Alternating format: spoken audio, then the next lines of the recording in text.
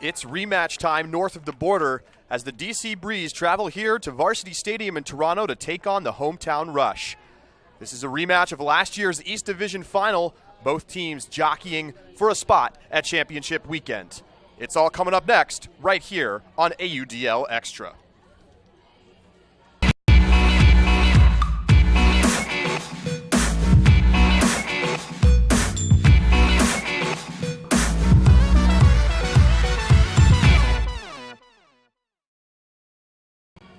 Hi everybody, and welcome to Varsity Stadium in downtown Toronto on this beautiful Sunday afternoon. We've got the AUDL East Division final between the hometown Toronto Rush and the visiting Washington, D.C. Breeze. I'm Charlie Eisenhood, joined by Eric Blanchard, former Rush player, played back a couple years ago for the team for 2 seasons, and we are very excited to bring you this matchup between these two teams.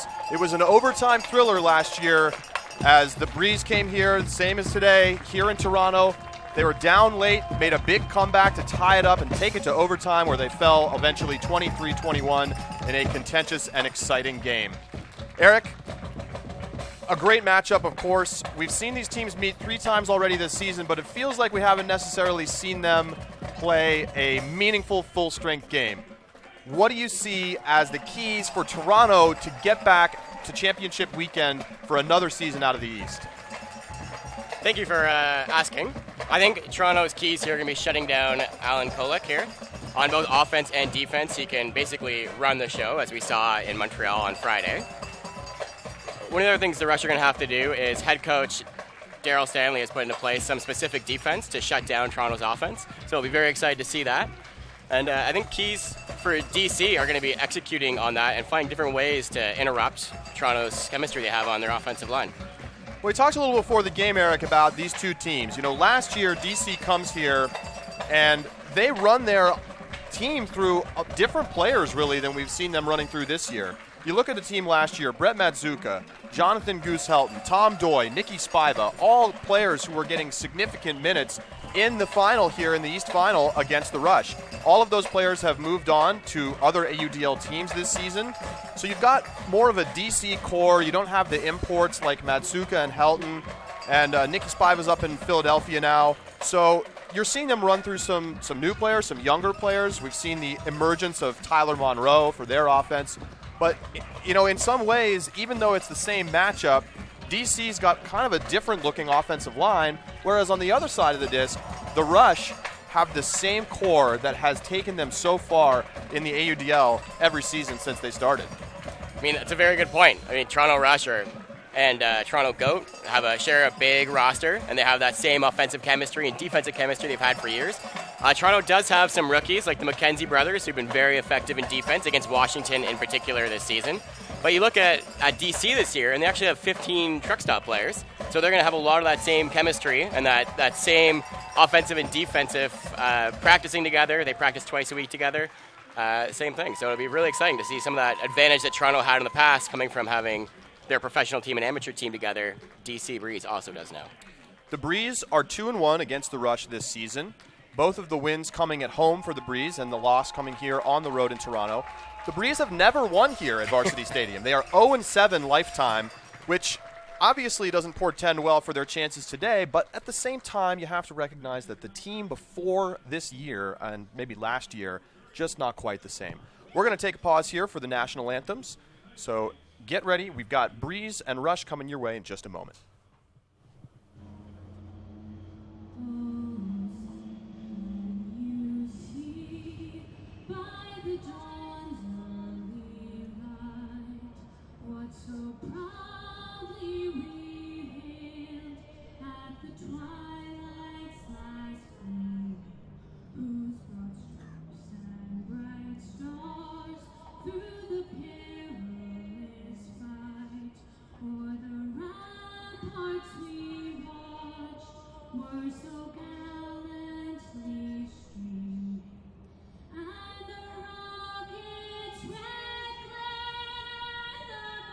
Burst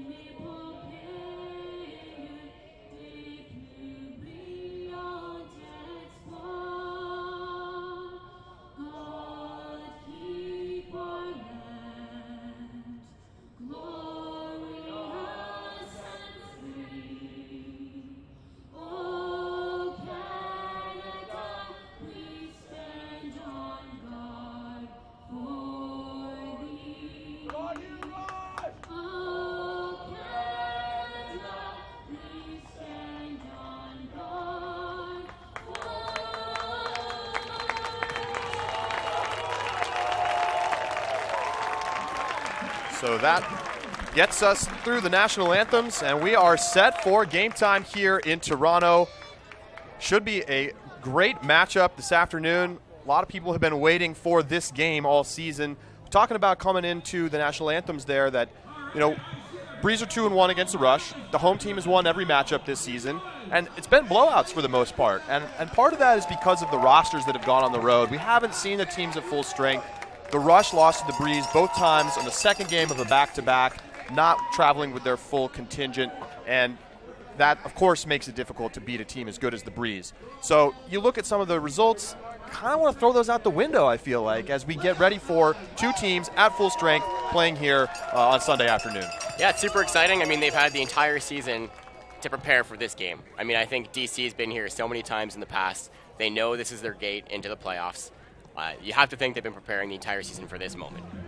So it's the Breeze taking on the Rush. The Breeze got here by beating Montreal on Friday night. That was an interesting game. Almost a 3-hour lightning delay after the first point of the game.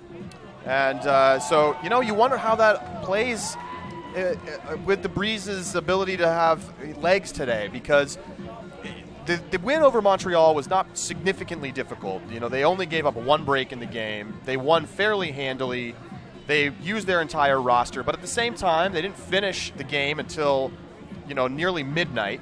It was a 7 o'clock start. And then just 10 hours later, they had to get on the bus and travel up here to Toronto. And, of course, that's challenging enough on its own, but when you don't really get a great night of sleep and you get all warmed up for a game and then you can't play, you know, as an athlete, how would that affect you? I mean, do you see that as something that could hurt them here today with the Rush at full rest, of course? I mean, definitely it takes its toll. Like, that much time on a bus, your legs start to cramp, especially right after playing. If you're on the bus for like 6-7 hours from Montreal to Toronto, I mean, all of those injuries and stuff are just going to tighten up, and your legs are going to be like rocks coming into this game. Yeah, and unfortunately for them, they had to come all the way from D.C. Yeah. So a long ride for them. I think they did get in yesterday, so they had a night to sleep here in Toronto and kind of get their legs under them. That was definitely a problem for them earlier this season when they came up to Toronto. They didn't even get to the stadium in time to have a proper warm-up. As they got caught in about 90 minutes of Toronto traffic. That wasn't a problem over the weekend here, but that I think they learned from that and wanted to make sure they got here with plenty of time to prepare for today's game. Yeah, warm-up is so critical. Well, you look at these teams, you know, Toronto sending out their really the top 20 on this roster. I mean, the one guy who's out that you might have expected to see, Steve Armitage, who left the team midway through this season and has been a big part of their offense and a big scorer for them. But otherwise, you got the full contingent. Mark Lloyd will be playing today. And, you know, he hasn't necessarily played in a ton of Rush games this season, but we saw him at the World Games playing for Team Canada. He looks as good as ever, and I think he's going to be a big difference maker for them today. Yeah, his road to recovery has obviously been something that Toronto follows quite closely, and it's really exciting to see him back out here full strength. Well, we are getting set for the opening poll here. It's the Rush in the black, and they will pull to begin the game on defense.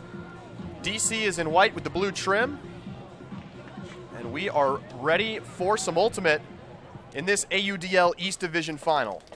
Pull goes up. Isaiah Massey-Kelly with the pull. And the Breeze gets this game started on offense. They are missing a couple guys today. Joe Freund, who was a big scorer for them, and we see a high pass and an early turnover for DC.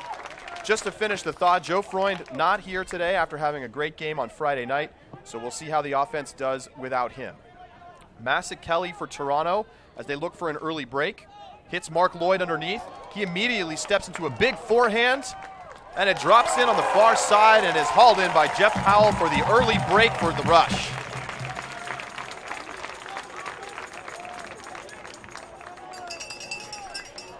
Early throwaway from Lloyd Blake. So it's interesting, one of the things that Daryl talked about was, there's that throw, Bomber brings it down. One of the things that Daryl was talking about, head coach of the DC Breeze, was how do you shut down Mark Lloyd on an offensive turn? Well, and they didn't have the answer there as he comes underneath and bombs the inside forehand, and that's what he can do. He can beat you deep, he can beat you under. And depending on the defender you put on him, he's going to decide what's the best course of action. So quick 1-0 here. Rush fans fired up. DC, just an unforced error. There's a bit of a breeze. No pun intended. There's a little wind, although at field level it's not as windy as it is about 20 yards up in the air. So that's something to keep an eye on as we watch hucks go up, see if there's some different effects of the wind as the disc flies through the air. Lloyd Blake for the DC offense hits Tyler Monroe on the under.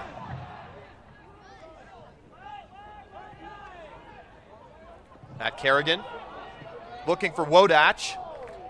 And Jeff Wodach makes the catch, and he is in the end zone. So a nice hold there for DC, and we're all tied at 1. It was a tightly contested throw. I'll see you here on the replay.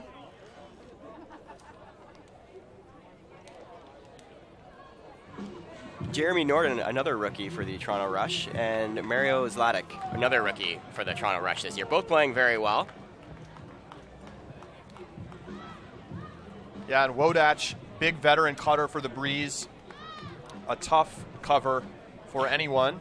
And right now it's Zlatic with the early challenge to go up against the longtime DC cutter. Be interesting to see if they rotate people through there to try and keep fresh legs on them or not.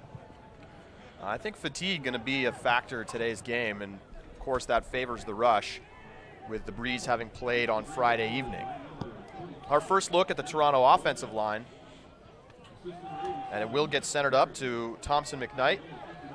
He's been catching a centering pass for Toronto for a long time. Andrew Carroll, member of the World Games team for Team Canada, and the top player against the Breeze this season for the Rush. Puck up the backhand sideline, floats perfectly into the end zone for the Toronto opening hold. Not something you see very often. Thompson in the end zone. McKnight catching the huck. Let's take another look. Darren Wu, another rookie. Have a big huck to Thompson McKnight.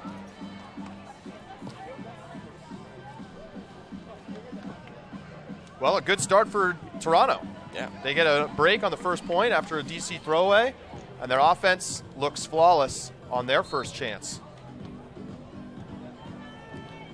Talked a little bit in the pregame. The Breeze have never won here in Toronto. The first time they played in 2013, they lost 40-16.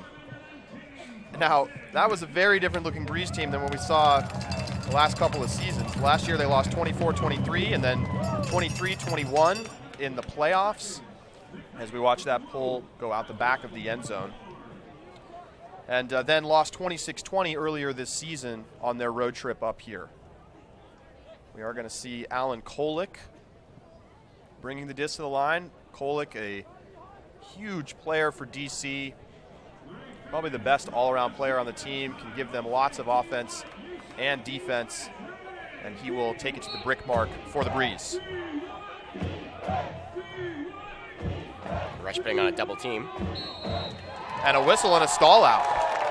And Kolick can't believe it, but the double team effective as Toronto gets another turnover. It'll be Jeremy Norton looking for another break.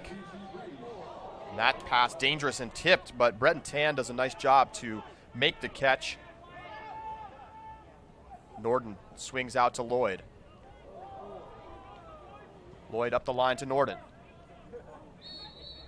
And a travel called after Norton took a couple extra steps coming back to the line there. So 10-yard penalty assessed and whistled back into play. And Lloyd's pass a bit too ambitious, and DC will take over. Interesting to see Mark Lloyd on the D-line to start the day as a big huck goes up from Lloyd Blake into double coverage. It's hanging up there, and it's taken away by the Rush. Jonathan Martin.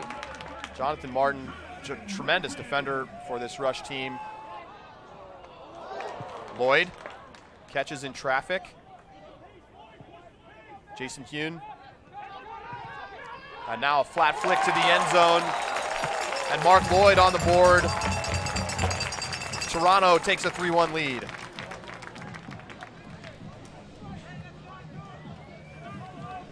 It's a big block by Jonathan Martin here on this interception.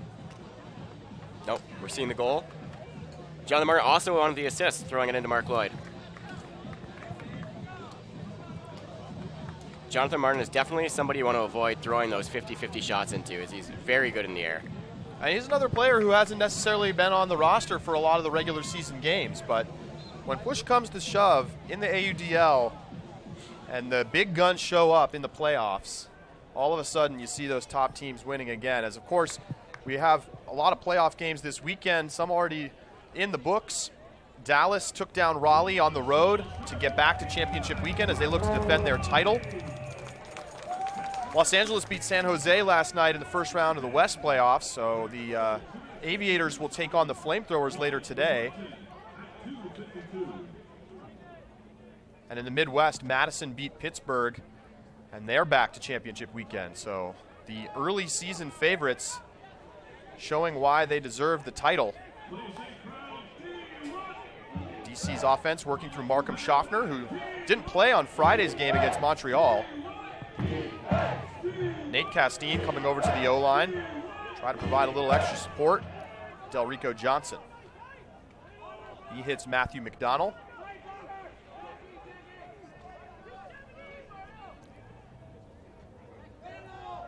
Rush doing a good job of pressuring the unders from the Breeze, but Breeze patient. Quick double.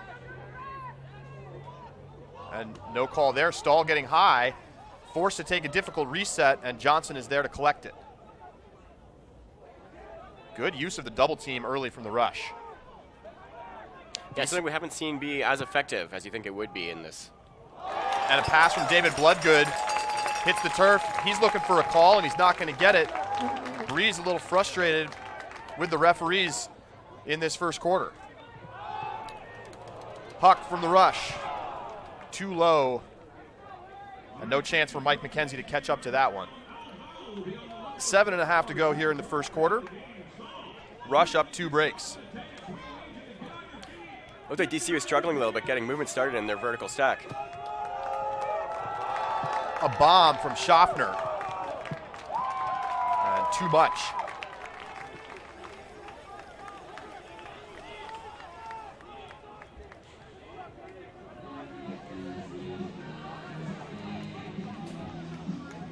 So another chance for the rush.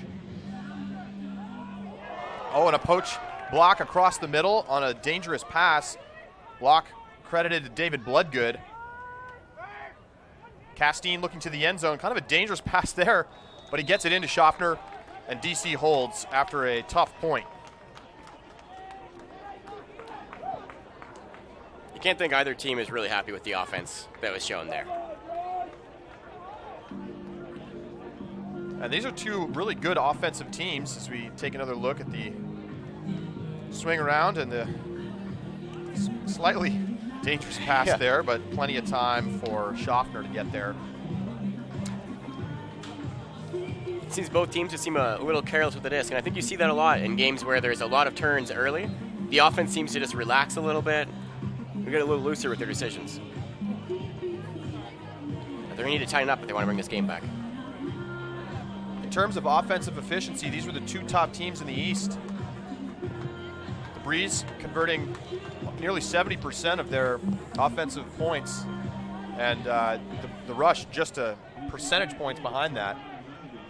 And as we talked about at the start of the show, I think the defense that is able to limit the other team's potent O-line more is going to have the best chance to win this one, as we see the Rush looking great with their O-line as the disc drops in for Ben Burrell.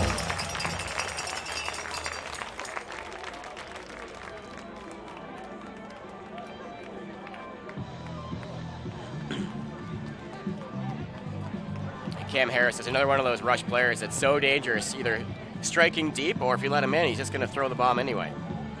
Now it's Ben Burrell with the catch. He's also another rookie this year. A lot of good young talent coming up onto the Rush. And it feels like we're getting close to the point where there's going to be a bit of a changeover a lot of veterans on that offensive line who are starting to get up there a little bit in years. And some of these younger players, we've, of course, Isaiah Massakelly, household name at this point, but Ben Burrell, and we were talking earlier about Mike McKenzie. There's a lot of great young talent here. Breton Tan as well. Breton is phenomenal. Kolick starting the DC offense. Monroe pumps the backhand, takes the short backhand to Wodach, who rips a hammer down the field, and he gets it there for Matt Kerrigan. And Kerrigan throws a little pass into the end zone that floats out into the space nicely, and DC holds quickly. Simple offense. Lloyd Blake on the goal for the Breeze. And just an easy backhand. Maybe even made it harder than it needed to be.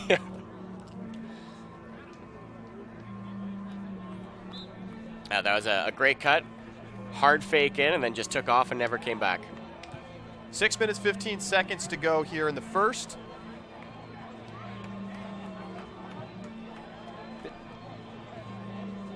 Bit of a nervy start for the Breeze, but they have to feel good about being within one, despite giving up a couple early breaks. I mean, if anything, we've seen both these teams are capable of going on runs. Great pull, sits up and floats down softly with the defense already set.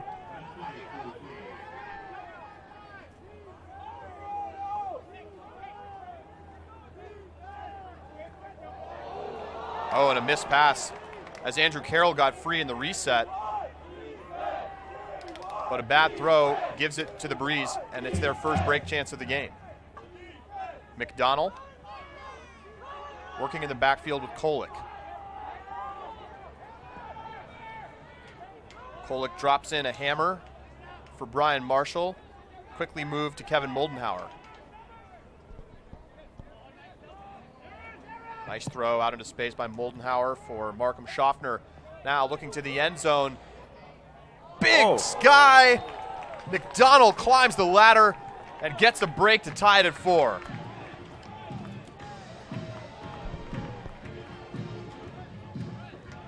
Huge grab over Andrew Carroll, who's also a very strong rush defender. Great play by McDonald. Yeah, great grab.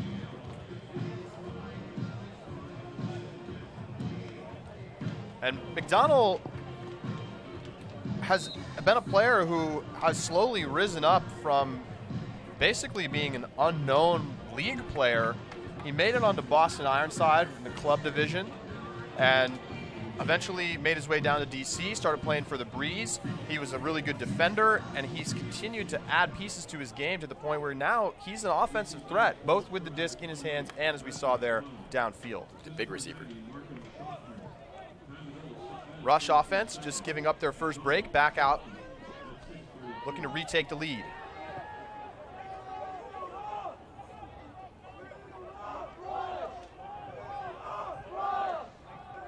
Jarrett Marin, far side.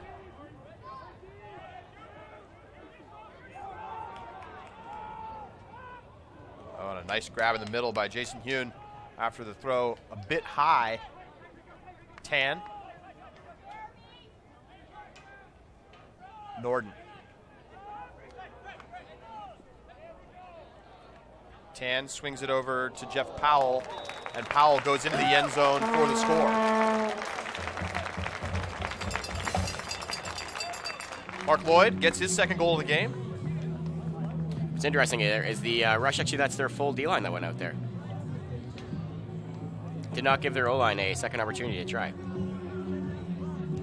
Nicely dug out there by Lloyd. Throw at his ankles. Yeah. Yeah, and it's interesting to see what coaches do in a situation like that. They see their offense give up the break. Do you run them back out, or do you really avoid trying to let them get broken again? I know that Daryl Stanley for the Breeze never wants to let his offense get broken twice in a row, so he'll sub new players in every time. And the field is so big that just running the entire distance a couple times is going to be exhausting. I mean, you don't want to run your O-line, as you mentioned, more than once or twice. And it looks like both coaches are just trying to run them once. Beautiful afternoon here in Toronto. Sunny, 75 degrees. For our Canadian fans, I'm sorry, I don't know what that is in Celsius.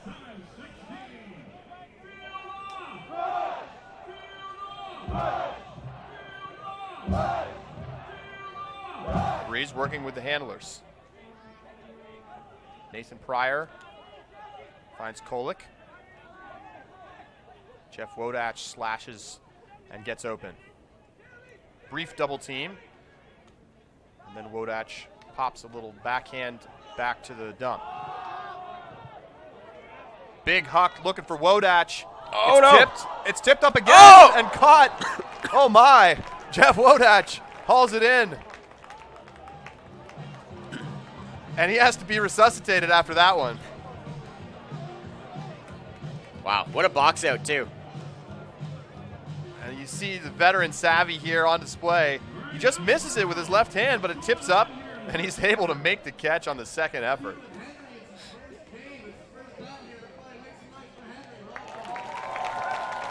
So just under 4 minutes to go here in the first quarter.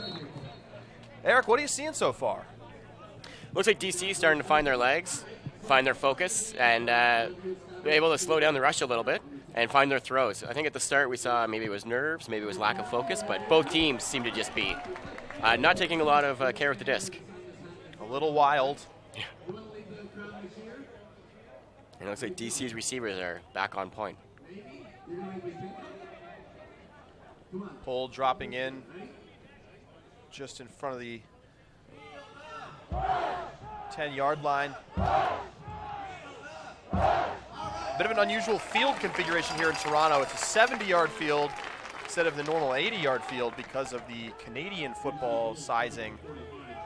You'll notice there are two 50-yard lines. That's because it's a 55-yard middle of the field as the rush nearly turned it over, but Andrew Carroll does a nice job to slide and make the two-handed grab. And then he delivers a perfect pass up the sideline, but is dropped by Cam Harris. Harris may be a little too greedy looking up the field before he'd secured the catch. And now some sideline chatter as they're trying to figure out where the disc should be put into play. Jonathan Neely with it here for the Breeze. And the referees discussing what should happen.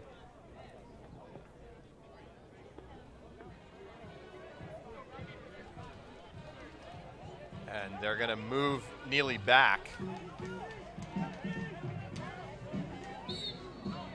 So the Breeze with a chance to take their first lead of the game. McDonald. And he throws ahead. It's caught after a whistle.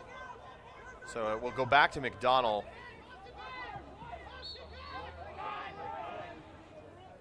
Foul called on the mark there against the rush. Schaffner bombing a backhand, and great job boxing out the defender at the back of the end zone, Brian Marshall, and DC takes the lead. Another great throw by Schaffner, Markham Schaffner.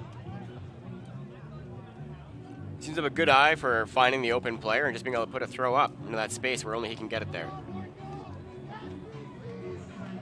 Marshall, the only player to have a real chance at that. Yeah.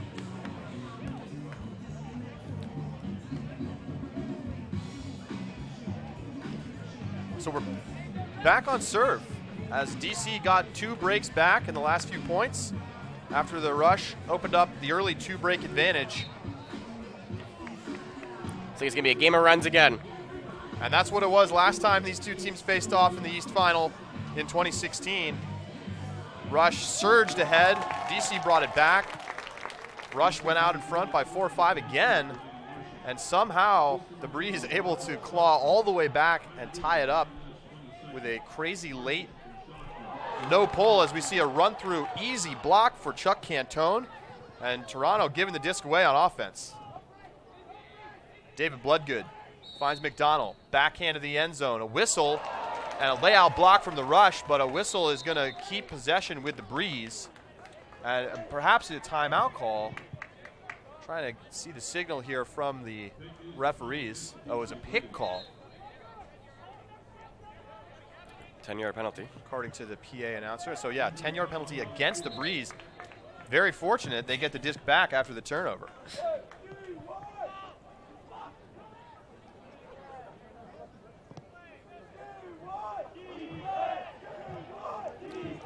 So there's also an injury substitution.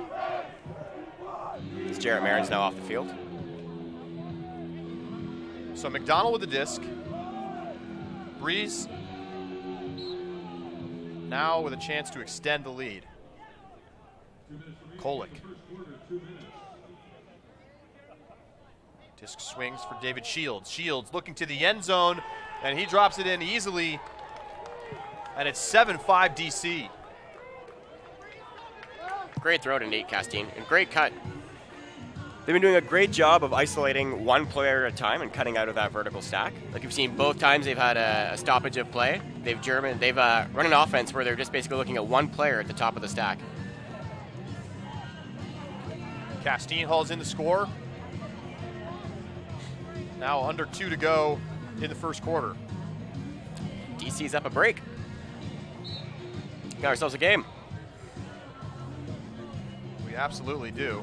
And so far, no signs of fatigue from DC. They look fast. Yeah, looks like they found their legs. Absolutely. Does not look like a team that played till almost midnight Friday, that's for sure. It was very unusual.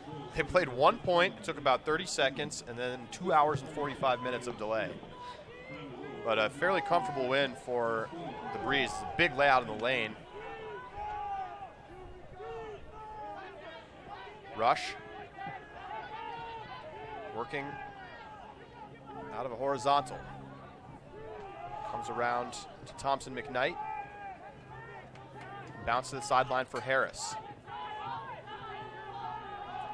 Harris to the end zone. That's money. Great throw to Darren Wu.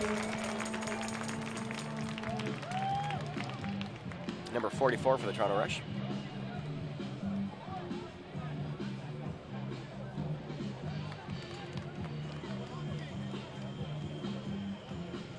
Just a great throw and a great cut.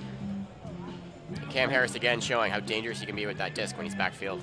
And the thing is, you know, Wu was wide open, but in a spot on the field where it's quite difficult to get that throw in, and Harris makes it look easy. Yeah, that's a high stall count throw too. He already threw like two or three pump fakes there, that same space.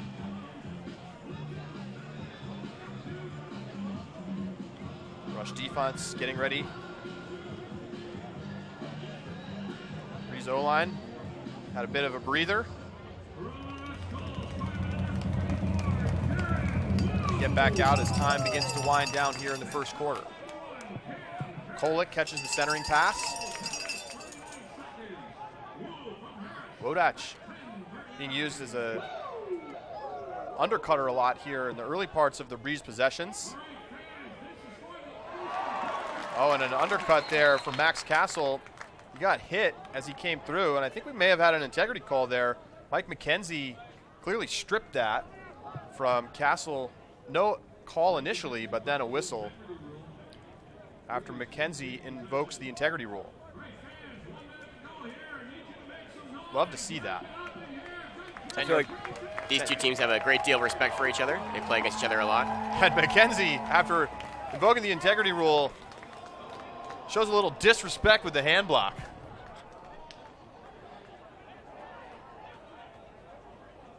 So he stuffs the open side throw. And because the throw went out of bounds a little ahead of where they set that disc in, or I think they're just changing the equipment. Maybe that disc got just bent by that hand block, so the Rush take over near midfield. Lloyd in the backfield with Norden. Lloyd comes back to get it. Norden on the strike. Zips a forehand to the front cone for Massett Kelly, and the Rush break to tie it at 7. one of the things you might not be able to see on the stream as much is how easy it is to slip out on Varsity Stadium field. We've seen a couple times now players going back to defend the dump, overcommitting and having that dump go upfield as they lose their footing and slide out. And offense is getting a huge gain for that.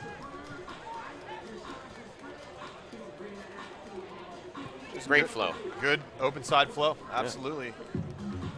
So 10 seconds on the clock now. It's going to have to be a quick possession for the Breeze. Breeze will pull to start the second quarter. So if Toronto can get a stop here, it effectively acts as a little mini break. They had to come back out on offense. Exactly. So 10 seconds, kind of a lot of time. Can't dilly-dally, but you do have a chance to throw a couple passes before you take the shot. Castle. Hammer. Massive. And, oh, caught by Delrico Johnson after the tip. Oh, unbelievable. At the buzzer, Delrico Johnson makes the catch. What a grab. Jonathan Martin got a big piece of that, too. That's great focus from DC to bring that down. Oh, let's take another look. Castle had no option on the forehand, so he puts the hammer up. It's knocked down, but Delrico Johnson there to clean up the trash.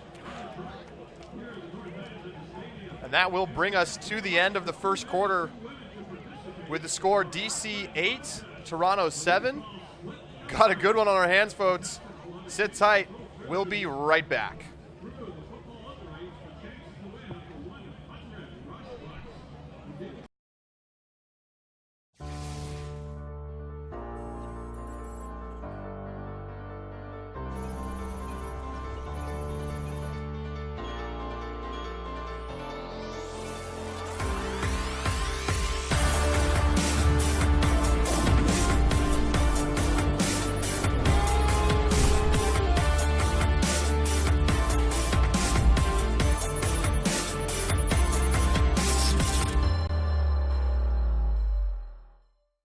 So this piece with Eric is amazing to me. It's right in line with what we think is critical for kids, and that is to know their bodies. The kids have really gotten into having speakers here that aren't just their teachers. And I think the clinicians did a fantastic job. All the kids were engaged, none of them were distracted. They seemed to get into it right away. I just want to reach out to Eric and tell him, thank you for coming and sharing the message that our kids can speak up. Early recognition is critical, and I look forward to doing more things with Eric in the future. It's been great for us as a staff and for our students to experience the message you guys have, and highly recommend it for any school that has the opportunity.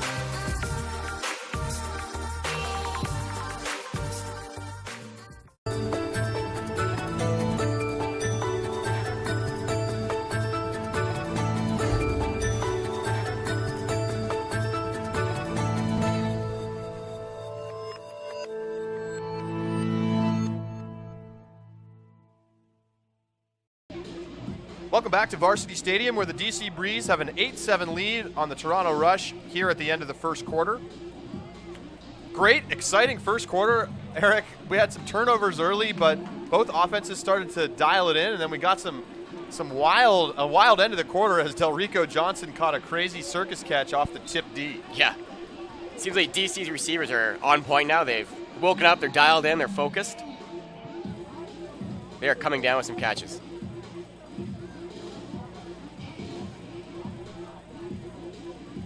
So we are underway here in the second quarter. Rush starting on offense. We are on serve.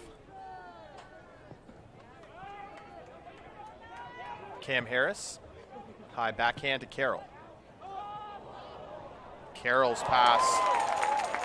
Not a great one, but well handled by Darren Wu. Connor Armstrong. It's Carroll.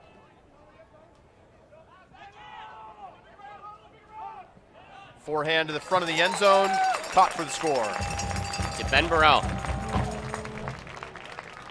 Looked like a pretty good flow there from the Toronto Rush, using both sides of the field, going back and forth. Pretty standard stuff. It looks like DC does a lot of poaching in that open side lane, especially in the end zone there. which I think is leading to some of those breaks coming up a little bit easier, as it seems like they're always chasing on that break side, as we just saw there. Ben had a nice cut. And it sounded like maybe they switched to force midpoint there. I'm not sure if they had a force middle or there was just some confusion on between the Breeze players. Hope you're enjoying your Sunday afternoon. We are in downtown Toronto, Varsity Stadium. Great atmosphere for this AUDL East Division Final. Winner of this game will advance to play just a few hours away in Montreal, a championship weekend in 2 weeks.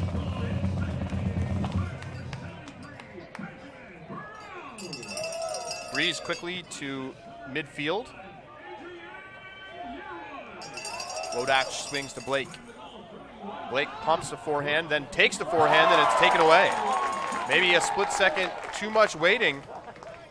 And good block for the rush. By Jason Wynn.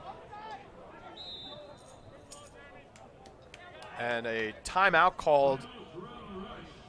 Jeremy Norden on the sideline taking the tee. That's their first timeout here in the first half. Smart, you get your turn, get your O-line out there to finish the job. Although it looks like they're keeping the same line out. Crowd fired up here in Toronto.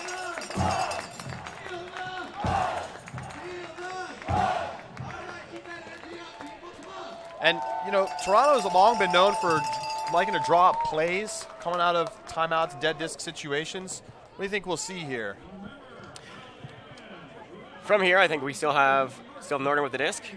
We're going to see probably, I would imagine, a off-center shot and then a strike.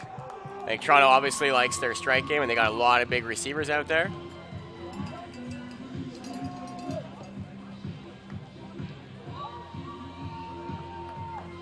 One of the interesting things coming out of these timeouts is if you see a double team or not. Looks like, at least for the moment, the Breeze will not go with the sideline trap.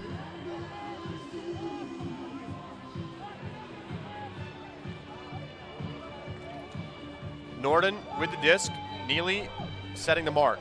We wait the whistle, and we're back into play out of the timeout. Norden looking to the reset, but instead goes underneath to Powell.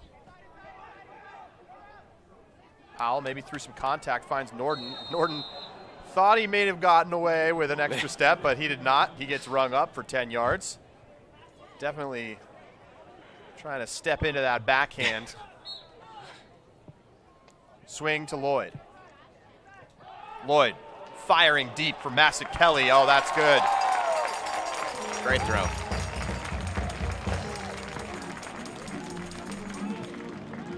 I think looking at the flags, it looks like there must be some wind down in the field because those flicks that both Cam Harris and Mark Lloyd have thrown come out a little wobbly to start, and that distance isn't normally a struggle for either one of them. But I mean, the wind is blowing left to right, so that's a throw up into the wind right now.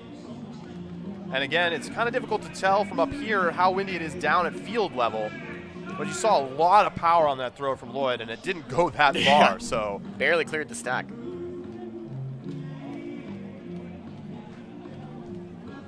It's an interesting choice to keep the D-line out there, but it seemed to prove effective. Toronto back in front after the break. A good competitive game so far early.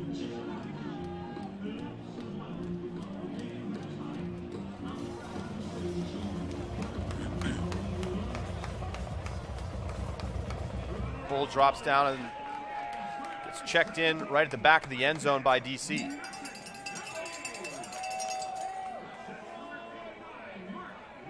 Castle. It's Wodach.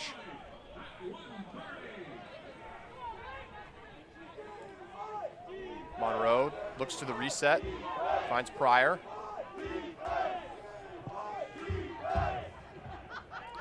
Rush doing a great job of forcing a lot of throws, and DC doing a great job of finding those open players. Into the double team. Escaped with a scuba. Pryor fires a forehand through, and then bit of a miscue on the throw from Castle to Wodach, but no defenders around to try to take it away. Centered up for Monroe. Quick double by the Rush.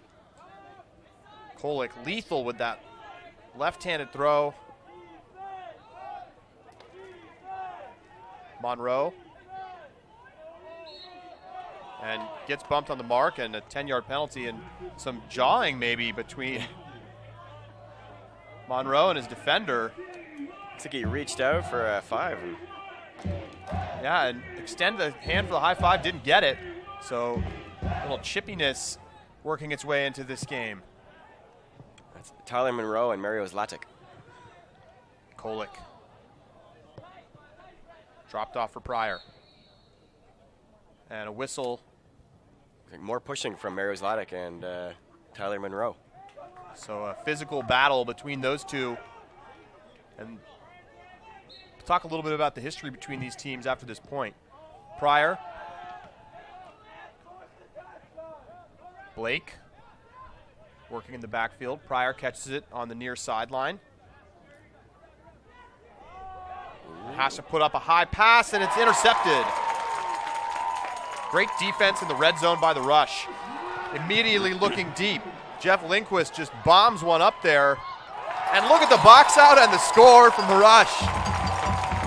Questionable throw. Comes down with a lot of success throwing to Brennan Tam from Jeff Lindquist.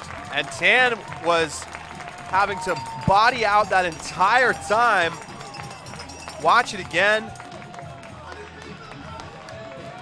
Just a huge inside backhand, and the contact starts there, and Tan holds off the defender the whole time. Yeah, what a great box out, Brennan Tam, on Alan Kolick. Kolick not a slouch as a defender. So a nice play by the Rush, immediately looking to be aggressive after the turnover. Both teams have done a great job, the receivers, of boxing out the space between them and their defender in the disc. We talk a little bit about the history between these teams. The last time they played in the East Final, the game got very chippy. There was a play, Jeff Powell laid out and kind of went through the back of Markham Schaffner at the back of the end zone. Pretty heavy contact. Markham Schaffner very upset. It was a play that reverberated around the internet a little bit. And in fact, that game's so chippy, they took the film down off the internet. So we'll see what happens in this one, but definitely not a ton of love between these two teams as we watch DC's offense march down. McDonald with it now in the red zone, hits Castine. This D-line offense has looked better than the O-line so far in this game as Castine throws it into the end zone for Bloodgood and the score. Yeah, it seemed there, like the Toronto Rush defense there just didn't seem to have their heads on swivels. Just they were dialed in their own player, and it's really hard to play defense one-on-one on this entire field. You need to have help. And it's something you see here in this replay. Isaiah so close, just a moment too late of looking backfield for that.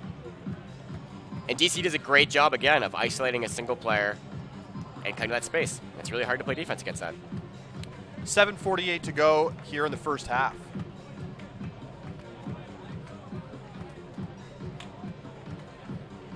So back and forth game. Both teams taking the lead in multiple points throughout this first half. McKnight catches the centering pass for the Rush, and Harris gets the easy under. Immediate continuation. Huck looking for Carroll. Tipped, but Carroll makes the catch anyway. Great D by Matthew McDonald there, getting a small piece, just not quite enough to put it out of Carroll's reach. And Cam Harris and Andrew Carroll play together on the Godo line. Yeah, great huck to Andrew Carroll. Oh, did he not get it? Looks like he may not have gotten a piece there. Very close. It seemed like the disc deflected ever so slightly. Yeah. At least watching in real time. Great defense regardless. Chose his opportunity, went up for it. That's all you can hope for. And it's a hard shot. Yeah, I mean, you mentioned Harris and Carroll and the chemistry that they've built on that O-line. Very difficult to stop. The two of them both very dangerous in multiple ways, both as throwers and cutters. A lot of trust. You can see that there as Harris was hardly even turned around before the huck went up. Blake swings to Pryor, and there's Wodach again on the under. He's been important for the offense in this first half. Some of those big grabs he's had. Kolick looking deep for Monroe, bodying, and Monroe goes up over the top of Lloyd. He can't make the play, and a whistle goes against Mark Lloyd, and he's got to be a little frustrated because he was in front of Monroe there. He thought the foul was going to go the other way, to be honest. So it will be Monroe's disc at the center of the goal line as a foul happened in the end zone, and he immediately throws an easy backhand in for the score. It's great defense, and again, it's really hard to stop that one-on-one matchup. Let's see the replay. Well, let's see what we think here.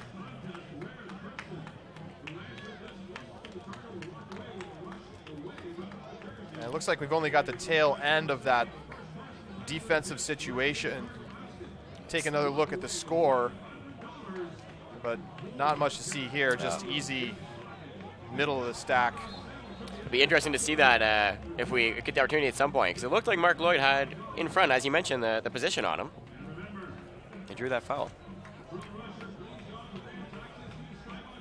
Well, I think the Breeze were a little annoyed with the refs in the first quarter about that. That was a generous call, to be sure.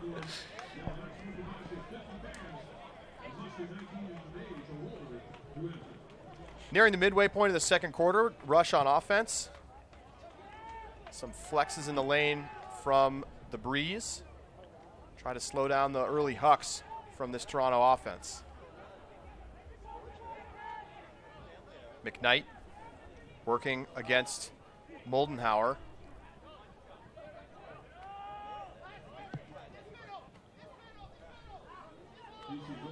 Cam Harris again throwing down the field and throwing another assist. Harris all over the place for the Rush offense. Yeah, found another cutter. Ben Burrell, the great cut.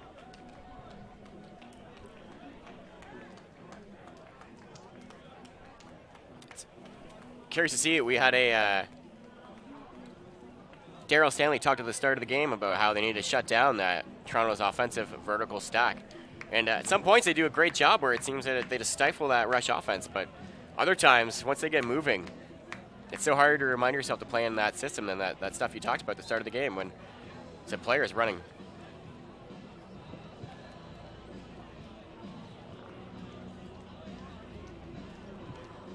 Here's a pull from the Rush. You can tell the wind is definitely playing a role. You're seeing hucks that direction only getting to the goal line, and hucks from left to right going out the back. Monroe with a slash cut.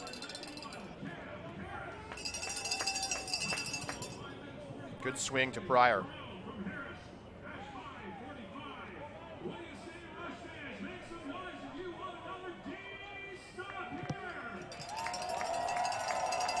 Monroe. Back to Kolick. Tight mark from Tan.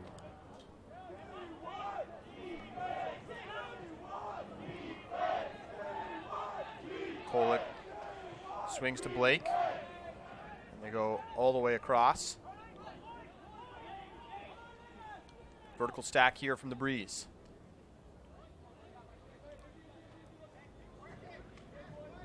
You can see a lot of switches.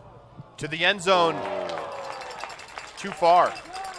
Chuck Cantone can't catch up to that one.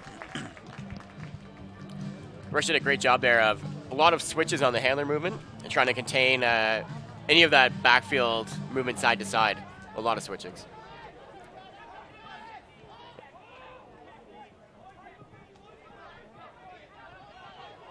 Powell looking deep. He's got McKenzie, but McKenzie can't haul it in.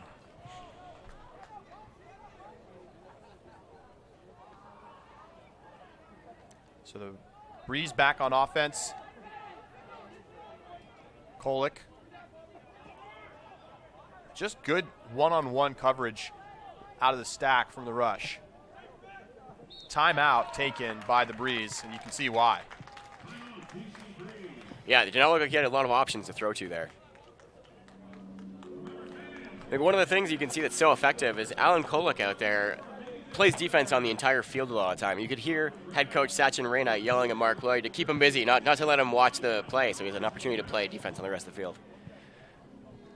4:25 to go here in the second quarter as we take a look inside the Breeze huddle. Coach Daryl Stanley talking to his offense. Trying to figure out what they need to do to get a little bit more offensive flow. Rush doing a good job defensively. And we've seen Rush had a lot of early success with a double team. I wonder if that'll come out of here. A lot of teams try and throw either some sort of junk defense or some sort of slough defense off of pull plays and off of timeouts just to interrupt whatever the other team had planned. And with their previous success and earlier success with all those double teams, you have to think they're at least thinking about it now.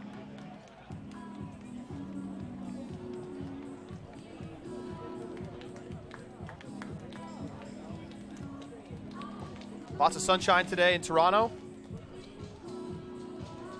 Fans enjoying a Sunday afternoon day at the stadium. Yeah, couldn't ask for a nicer day. And by the end of tonight, we're going to know the 4 teams that will represent their divisions at the AUDL Championship weekend. There's the double team. Immediately looking to get out of it, and they do, hitting Pryor. Comes right back to Kolek. Now Blake.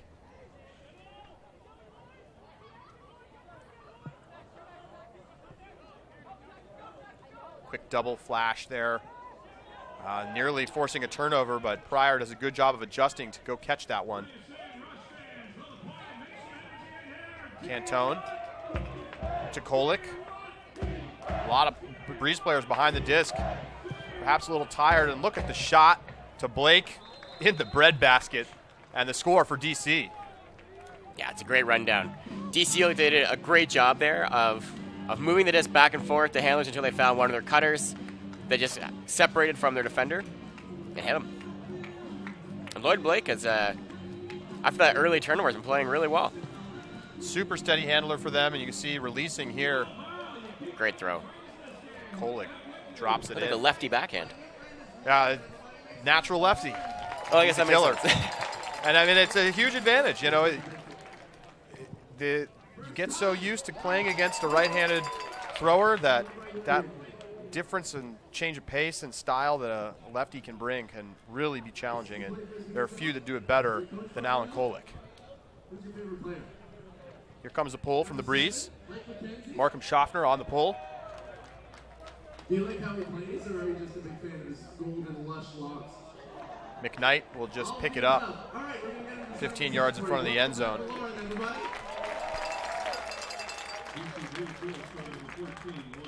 Quick gainer for Burrell. Burrell looking deep, but he pops it up, and it's never going to come back in bounds. So the Breeze will take over right at the spot of the throw. So a bad mistake for the Rush as they give great field position to the Breeze with a chance to break.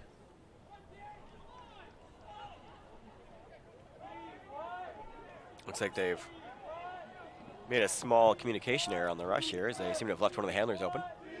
McDonald working the give and goes with Bloodgood. And a great throw by McDonald to get out of a stall situation.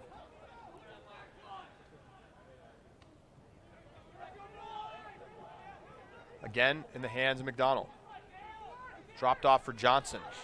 Johnson to the end zone, not quite. Caught on the goal line by Castine. Quiet crowd here in Toronto as they look at the Rush about to give up a break. Lefty backhand into the end zone for the score. What a great throw. A lot of right-handed throwers have been working on that quick lefty break. It's so effective in exactly these situations. Short little 5 or 10 yard gainer or a break into that end zone. Looks like DC's offense also is playing way more patient, way more focused with the disc.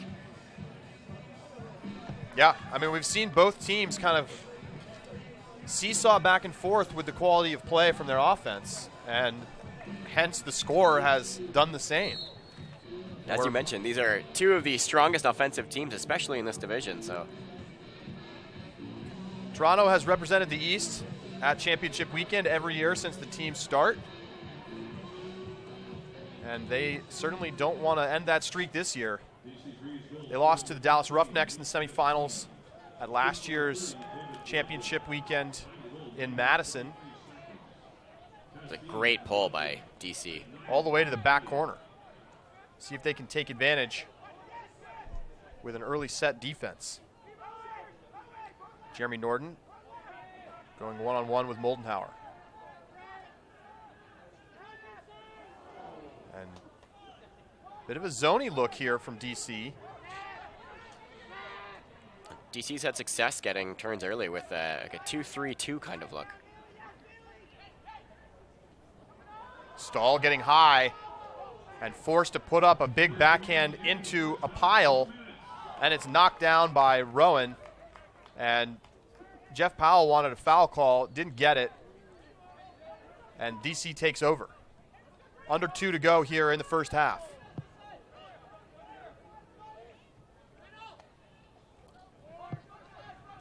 Swing goes around to Ryan Swift. Now up the line to Moldenhauer. Great catch by McDonald to save possession. Fires one to the end zone, and a stone-cold drop that would have been a break, and a go-ahead score. And that's a painful one if you're a Breeze fan. That was Ryan Swift on the drop. Quick double team from the Breeze. Nearing a minute to go here in the first half, and a timeout taken by Toronto. That's their last timeout here in the first half. With 1 minute left, seems like the best time to use it. Well, they're very fortunate to get the disc back here. There was absolutely no pressure on Swift there, just a clap catch drop. It looked like the Toronto Rush were caught sleeping a little bit. Their offense looked super stagnant off that pull. They just couldn't get any movement. They had like what must have been a high stall count throwaway, that huck to triple coverage.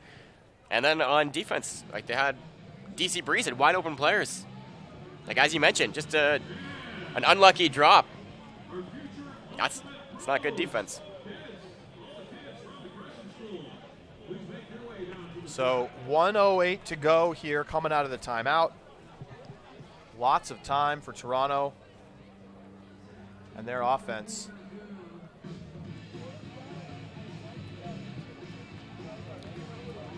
So it looks like they did switch the O-line on this time. And it looks like we have some defensive switches too for the DC Breeze. It's their defense getting set. See Schaffner coming out, Delrico Johnson, Rowan staying out there.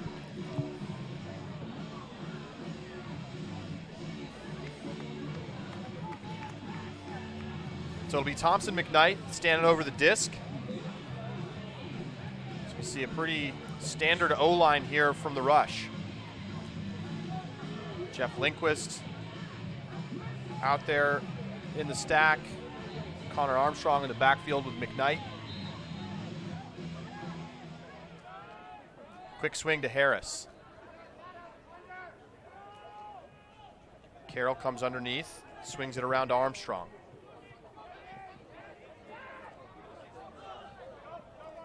Carroll gets bumped and a very late whistle. But a good call there as Castine bumped him. I think it was also maybe an integrity call. Carroll working against Castine. Goes up the line and a nice catch by McKnight. Delrico Johnson nearly gets it. And then Burrell to the end zone. It's snagged by Carroll. And the Rush score to go up 13-12. Again, it looked like a lot of open side flow from the Toronto Rush, just using athleticism mostly, it looked like, to get open there. Like Carroll is a hard one-on-one matchup for anyone. Let's take a look. Yep, open side, open side.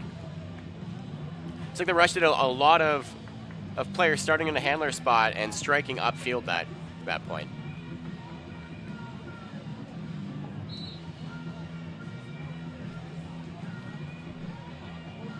29 seconds to go here in the first half.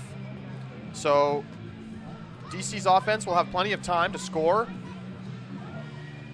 They did it in 10 seconds last time. They sure did. I don't know if they want to do it quite the same way, but at the end of the first quarter, Delrico Johnson catching a tipped pass on the hammer from Max Castle for the buzzer-beating score. Ooh, it's going to be a penalty. Indeed, may have a delay of game penalty going against the Rush, so they'll have to pull from the middle of their own end zone. So some extra yardage for free for the Breeze. Rolling pull, knocked down, and Kolick centers it up. Wodach underneath. 19 seconds to go. Back to Kolick. 10 seconds to go here in the first half. Low pass dug out. Castle up ahead to Monroe. 5 seconds to go. Monroe's going to have to go to the end zone. He does, and it's caught for the score. Castle gets up the line, and DC gets in. What a grab. And it's zeros on the clock here, so that should do it for the first half. You got to think part of what DC must be doing there is taking their time with the disc, slowing it down, because what you don't want is to score 3 or 4 seconds left, and they have to defend a big huck from the Toronto Rush. So just checking to see if they're going to put any time on the clock. They are not, so that does bring us to halftime. Wow, great game. 13-13 here in Toronto. The Rush and the Breeze all tied up after this first half. We're going to take a break. We'll be back with you just before we come back into the second half, talk a little bit about what we noticed here in this first half and what we think will come in the second. Thanks for watching, everybody. That'll do it for the first half. 13-13, you're watching AUDL Extra.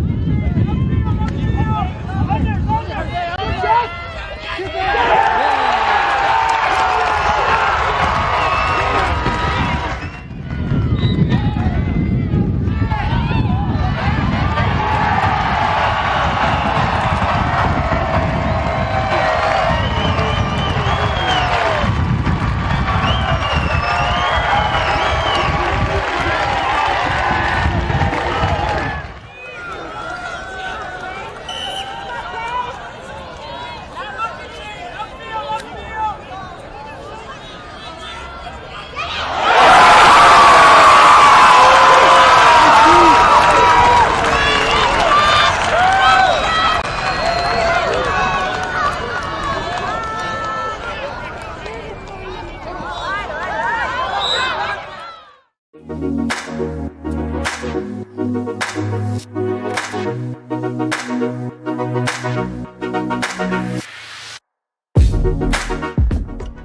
am I going to invent a throw? Maybe you're just throwing with a friend and something crazy happens accidentally, and then you kind of explore that. There's an idea phase, there's an exploration phase, there's a tinkering phase, and then there's a final product. So I'm sitting in the subway cart, throwing a disc up and down, and it comes to me. I got a new throw, just there.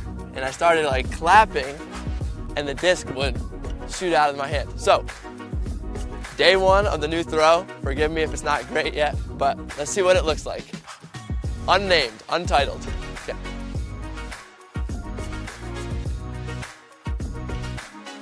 If there's any fans out there that think that they have something new, then I would love to see it. I don't believe it right now, but if you can show me a new throw, I would love to see it. I would love it.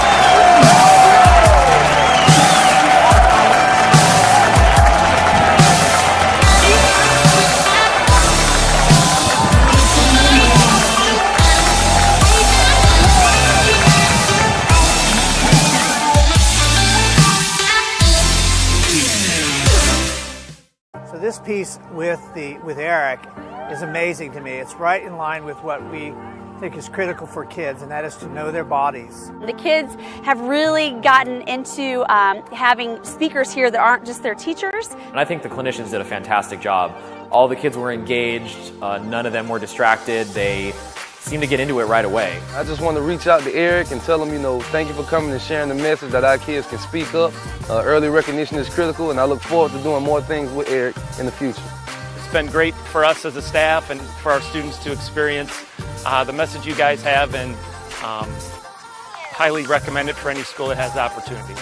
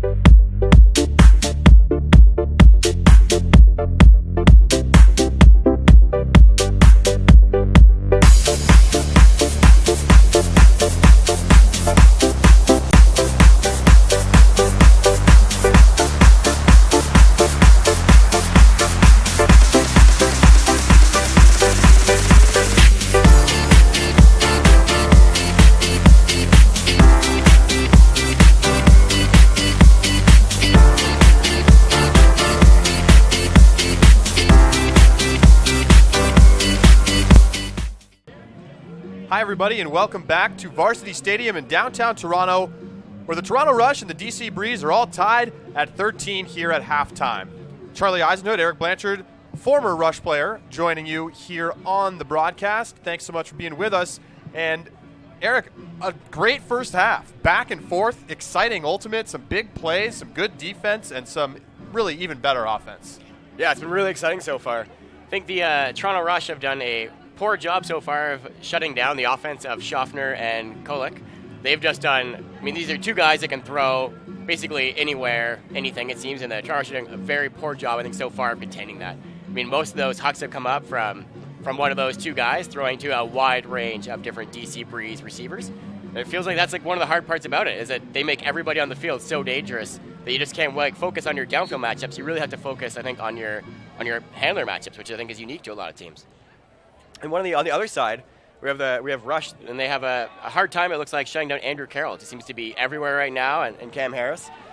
One of the other interesting things, though, is we haven't seen Del Rico, besides that one amazing catch at the end of the quarter there, hasn't been a big player yet this game. And I think I'm excited to see what he brings this second half. Yeah, he just missed a big block along the sideline, but hasn't necessarily made his presence felt in a big way defensively, and he may be the spark that the Breeze need.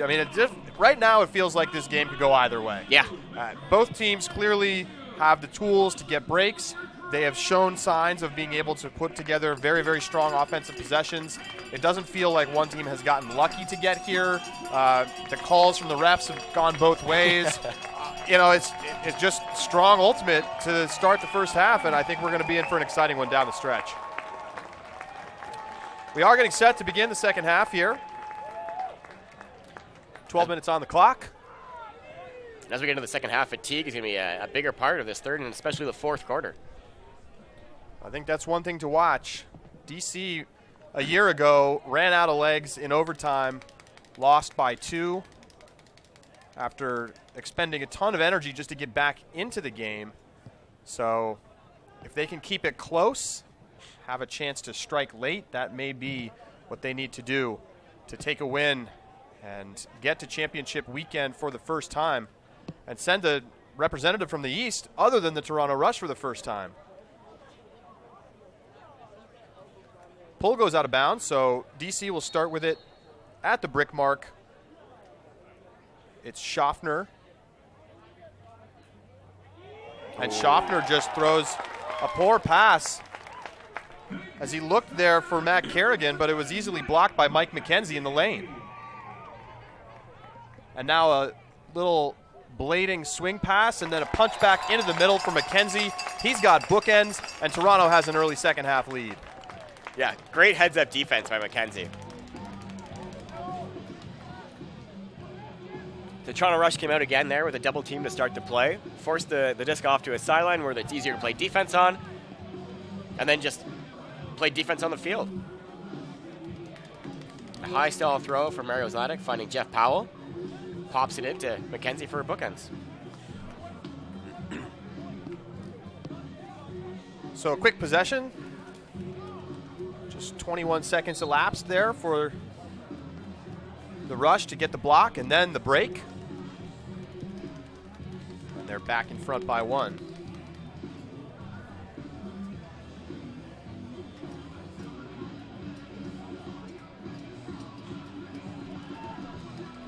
Nice halftime show here in Toronto. Local drum line from a high school put on a great performance here for the fans. Another out-of-bounds pull. And you can see that wind blowing left to right, pushing those pulls in this direction out of bounds. Kolick will initiate the offense for DC.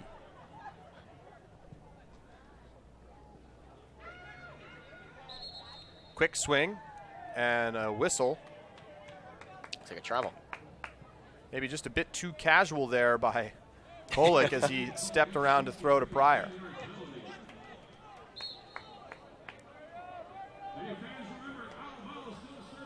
Blake goes strike, catches, and then sends it ahead to Wodach.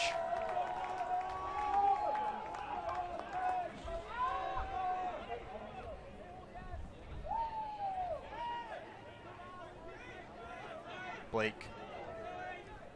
Inside backhand, huge layout takeaway. Jeff Powell just blows by Tyler Monroe. Now a shot down the field, goes over the head of every defender, and Mark Lloyd comes down with it for another break. What a point. Huge layout defense block by Jeff Powell.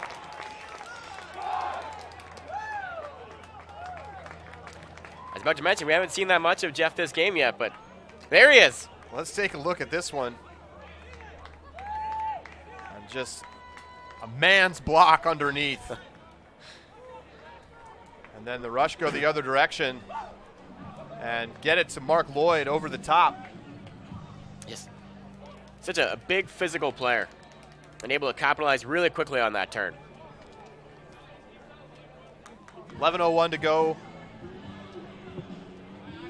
So a quick couple of strikes for Toronto. And it's been that kind of game so far. Same thing as we saw at the start of the first quarter. DC just looks a little unfocused. A couple of poor decisions and a couple of easy breaks for the Rush. McDonald, who's been their fixer, steps out onto the field, and this time he's not fixing anything as it's a nice run down and an interception for Breton Tan in double coverage. Yeah, you really see Breton's athleticism there start to shine. Jeremy Norden throws it ahead and it's dropped, and quickly attacking are the Breeze. Jonathan Edwards is not able to handle that pass a little above his head. Castine fires one in and DC holds. Rough point for JJ. We haven't seen him that much. He had he broke his ankle earlier in one of the Rush games this season. So good to see him back out there and playing. It's a pretty quick recovery. He was also playing for Beach Worlds before he broke his ankle for Team Canada. Great to see him back out here. Yeah, great offensive point by DC.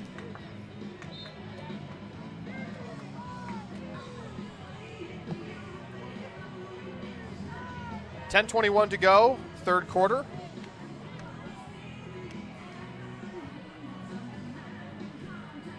We're at the home of the Varsity Blues, the University of Toronto.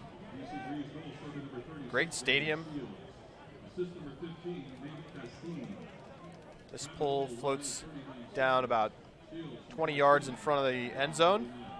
Wind has picked up a little bit since the start of the game. Andrew Carroll looking deep. Slight miscue. But I think he may have just had a miscommunication there with Burrell. And Schaffner chased it down to make sure Burrell would have no chance of catching up to it. It went harmlessly out the back, and now the Breeze with a chance to tie it back up.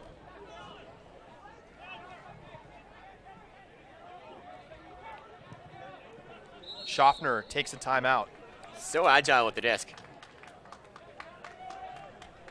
He moves from that backhand to that flick so quickly. You know, it's interesting, I think, when you see a lot of those really strong throwers, like Schaffner and Kolick throw, they don't pivot that much.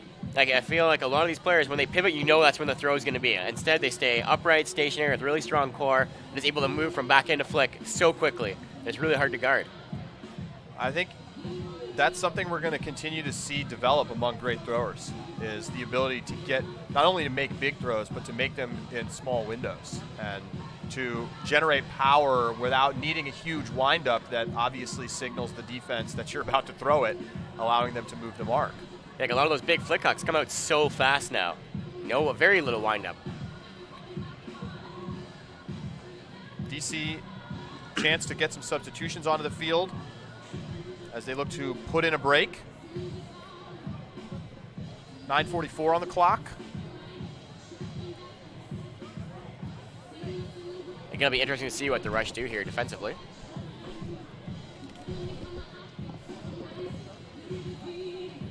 Coming in at a higher stall count in their end zone near the sideline. It's a pretty strong defensive position here.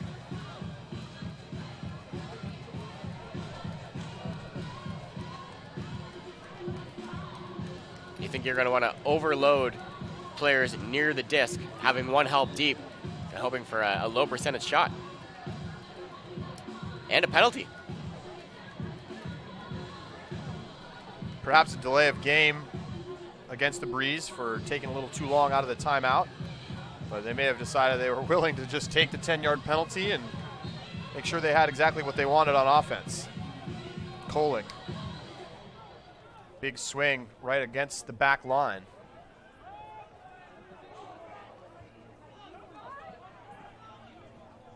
Blake shimmies and finds Monroe.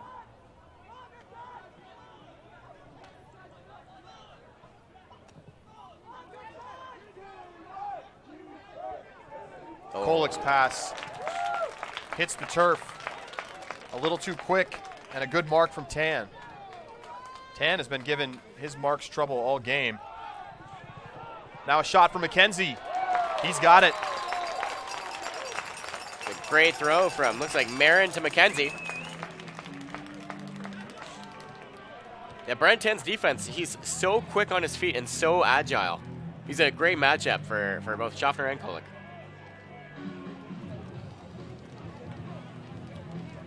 Another look. Just easy flick, deep shot open side. McKenzie very fast. Just needs that one hint of separation for the throw to go up.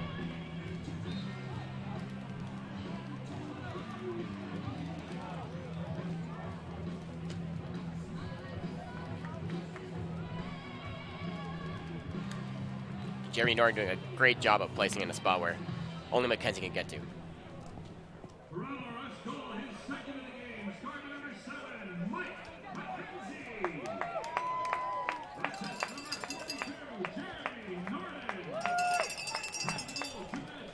Double team for the rush.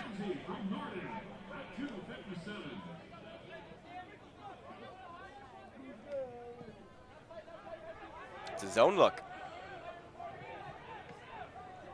DC working nicely and gaining some yardage through the zone.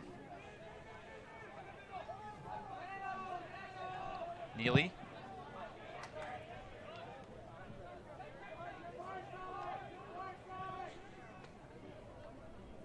Bloodgood.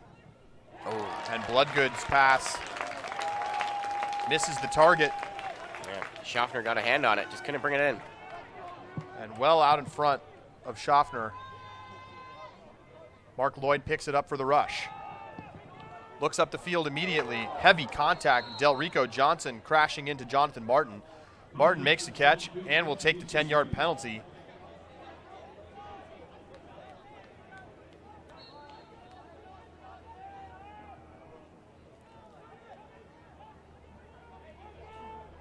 Low flick.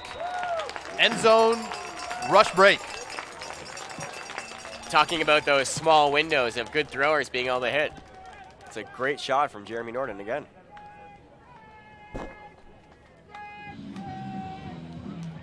Seems to be quarterbacking a lot of these D-line breaks. Norton pump fakes to move that double team just enough for him to get that throw through. So now 17-14, 7:56 to go here in the third quarter. Jason Wynn having a great game so far, a rookie on the Toronto Rush. Nicknamed Sparkles. Playing really well. The poach D earlier on, a couple of great grabs.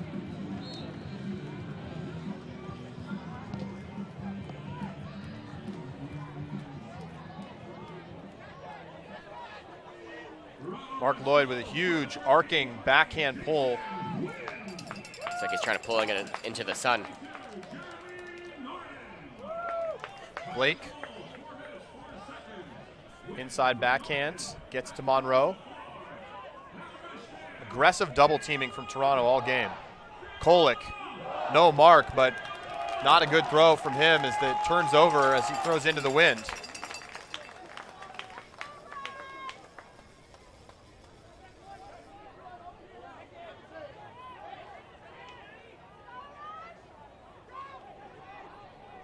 The Rush looking to extend the lead. Norton with a layout catch to save possession. Masekeli wanted it deep, and instead nothing there, and a timeout called by Toronto.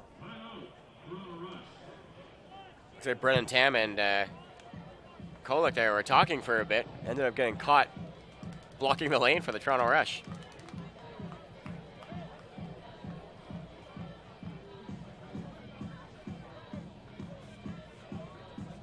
One of the interesting things about the AUDL is you can have a timeout called from your coach from the sideline,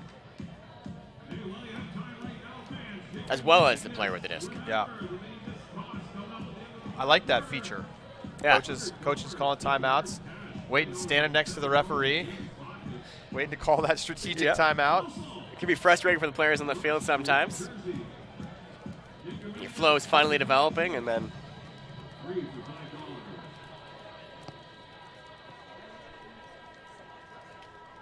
see the Rush putting their O-line out here. 7:08 on the clock. DC looks like they're also pulling off a bunch of their starters. It did look like fatigue was starting to take a part in some of those decisions they were making.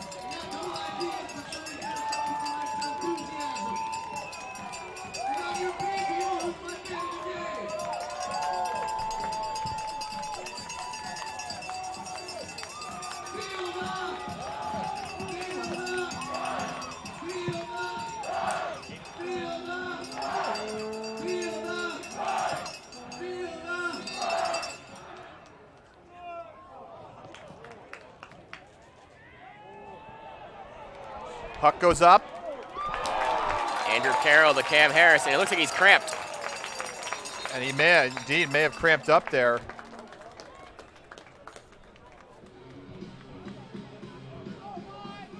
And there's some potential of an injury here, and you hate to see that. But you mentioned earlier that running on this turf a little tough here at Varsity Stadium. Yeah, it's I I feel like it's just a thin layer of turf over concrete. It's both very slippery and very hard. There is very little give in this field. Like a lot of turf fields are, maybe not use the word lush to describe them, but much nicer than this one. Well, a huge break there for Toronto. They go up 4, under 7 to go now here in the third quarter. It's their biggest lead of the game. The DC offense sputtering a bit here in the midway part of this third quarter. Yeah, it looked like, I mean, we talked a little bit about it earlier, but fatigue is definitely going to take a toll here. And not just in your legs, but in your decisions, the execution of your throws.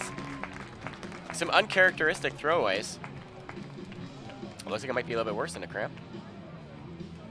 Well, he's got to be helped off the field.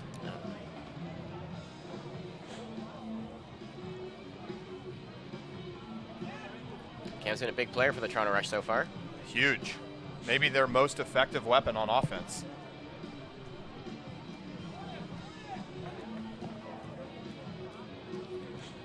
Well, we'll keep an eye on that situation, but it certainly does not look good for the potential for Harris to return. He is very gingerly coming to the sideline. And a kind applause from the fans as he's played great and just hauled in another score for the Rush. Favorite. But it looks like he's headed to the locker rooms.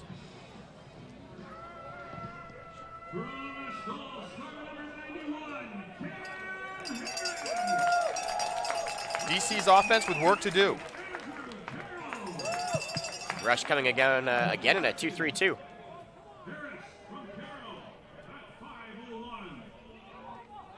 Nearly poached, but DC maintains possession. Monroe. Wodach.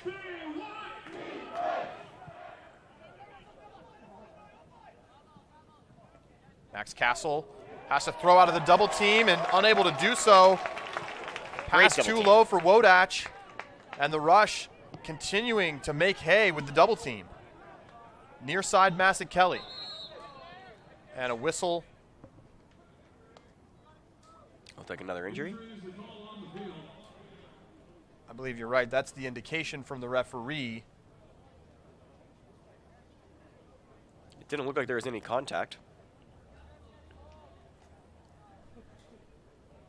Or maybe he stepped on him.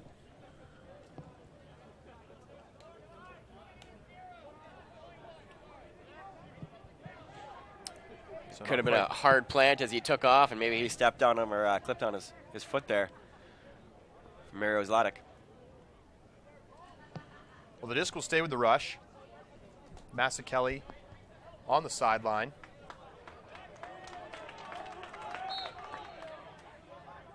Up the line to Lloyd.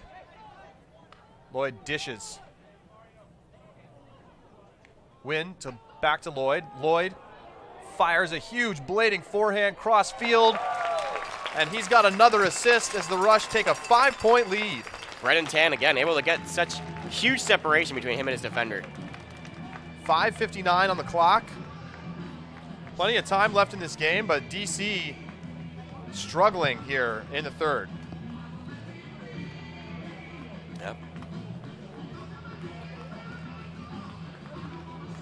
DC's offense keeping them close in the early half. They need to tighten those throws up if they plan to come back into this game.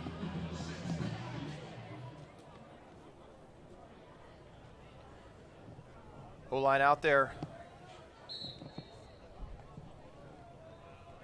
Looking to steady the ship. And it feels all too familiar right now for the Breeze, who had similar lull in last year's East Final. They were able to bring it all the way back and take it to overtime. We'll see what they can do here in the rest of this third quarter. Toronto Rush done a great job of adapting their poles to follow the arc of the sun to make them hard to catch. On another turnover as the throw a little behind Elrico Johnson, and he slips as he tries to adjust. Mark Lloyd picks up, and what a weapon to have on the D-line. Norden and Lloyd working in the backfield. Vertical stack. Another huck from Lloyd looking for Massett Kelly. Back of the end zone, too far. That downfield, upfield, or upwind, downwind throwing differences. Huge difference. And that one could have been a dagger if there is such a thing in the third quarter. Big huck from DC the other way. Oh, what a layout. Mark Lloyd. Foul on the block, I think. And a foul called. And Lloyd can't believe it. That's the second time he's been on the tough end of a call on a D that looked clean. Last time he was in front of his defender, got called for a foul, and this time looked like he laid out and got a clean block. And now some discussion between the players. Integrity called. And absolutely. Take a look at that. Overturning the referee's call, saying that was no foul.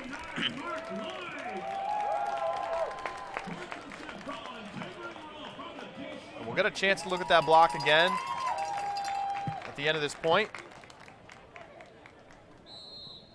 Norden throws it up ahead to Madison Kelly, but after a whistle. Looks like a 10-yard penalty for a pick.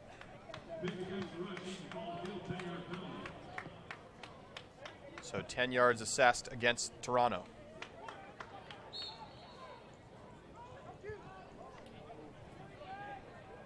The breeze just a step slow on the unders right now. Madison Kelly's throw to Lloyd misses the mark. So DC takes back over. Neely can't hit the first option, so drops it off. And then a big swing to Castine. Castine muscling a forehand, looking for Johnson. Johnson's got it. What a run. Great throw from Nate Castine into the wind, and Delrigo Johnson's pumped up. Delrigo did a great job of closing that gap between him and Jonathan Martin before he started his strike, and then just exploded out into the end zone. Take a look at the score, and then we'll look at that block from Mark Lloyd. And that's just a full power huck that only goes about 45 yards. That's the wind. Yeah, wind is taking a toll for sure. And quickly, let's take a look at this block by Lloyd. And tough to tell, of course, whether or not it's a foul from that angle. Yeah. He was on the far side, but apparently both he and the cutter agreed it was not. And a rare integrity call, the offensive player overturning a foul call in a situation like that downfield. Yeah. Thompson McKnight catches the centering pass. It's been a while on the bench for the Rush offense. We'll see if they show any signs of rust. McKnight. Yeah.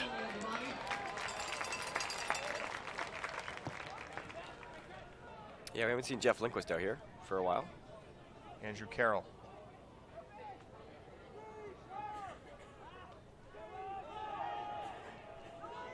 Wu swings to Lindquist. Comes back to Carroll. Carroll along the line, and a great grab and one for Burrell. So he'll take the 10-yard penalty as well. It should put him at the center of the goal line. It's a strong spot. Ben Burrell, I think, is also a lefty. Burrell having a game. Going up over the top of Moldenhauer on that one. And as a rookie coming onto the Rush O-line, no easy feat. Easy throw into the end zone. Nice lefty break. To Adrian Yearwood. With 2:30 to go here in the third quarter, Toronto leads 20-15. Starting to build that separation out in the score.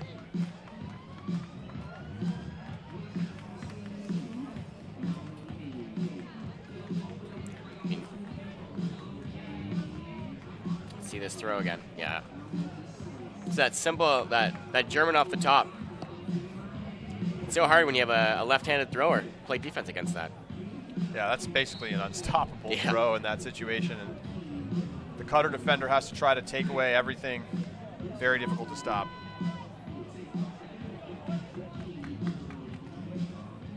So the Rush opening up a 5-point lead in this third quarter.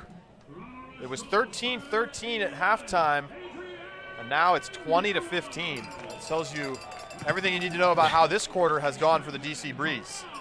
A huge pull from Jarrett Marin.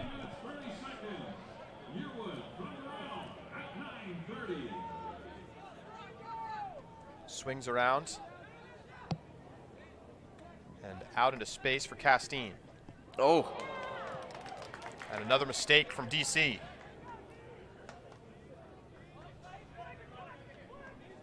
A slippery field. Marin. Ahead to Wynn. Wynn. Looking to the end zone for McKenzie. Another lefty. And McKenzie, little goalpost dunk action as he hauls in another score. What a throw from Jason Wynn.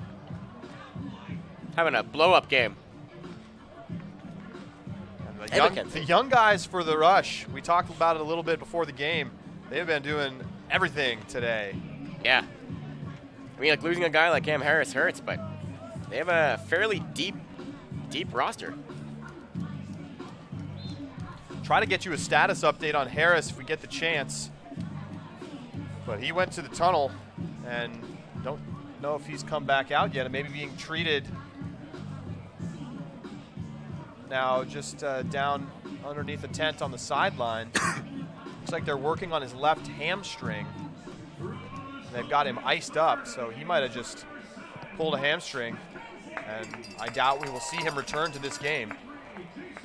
Yeah, his cleats off.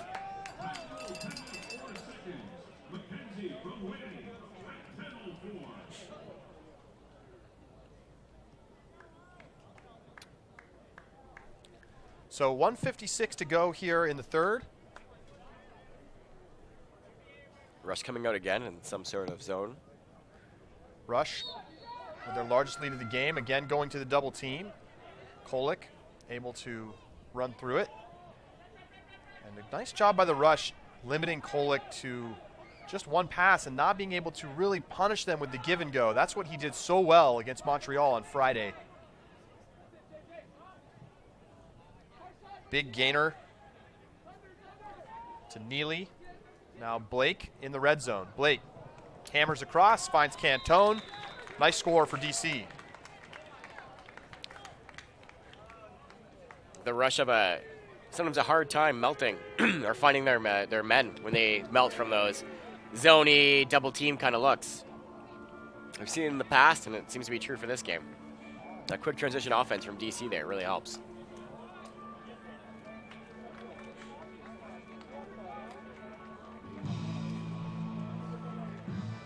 Just a little hammer to Cantone. A little too slow to pick up their players.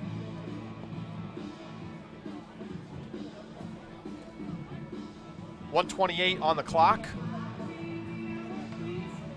Be very nice for the Breeze if they were able to get one or two breaks back before the end of this quarter. Keep it close for the fourth. McKnight. Bracketing from DC in the lane. Carroll.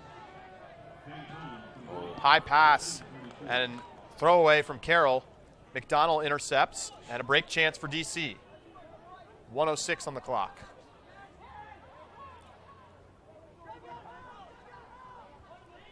Bloodgood. Hits McDonald. McDonald looking deep, but that throw has no chance. And again, you see the wind really affecting the throws in that direction. Yep, trying to use too much arm.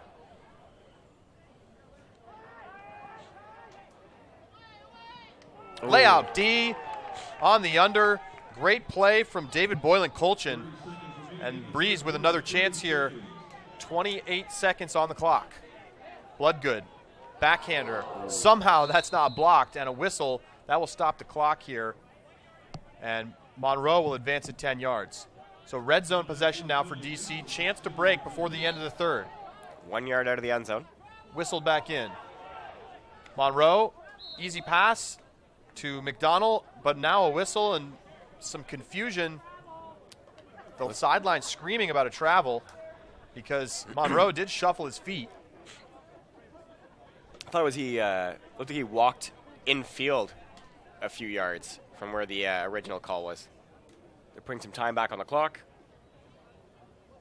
I think he didn't quite know where he was supposed to set up after the 10-yard penalty was assessed. Wasn't sure if he'd be going to the center of the field or if he'd be staying out. So it'll be along the sideline. And now they'll move him another maybe foot back towards the center. And a bit of an awkward spot for the referees here. And ultimately, the result is the same. DC gets a break. And that's an important one as they get back within 4 with just 20 seconds to go here in the third quarter. It's a great throw and a great play in such a small space. It's easy to have those. The miscues there when you think your cutter's going one way and then fakes and you throw.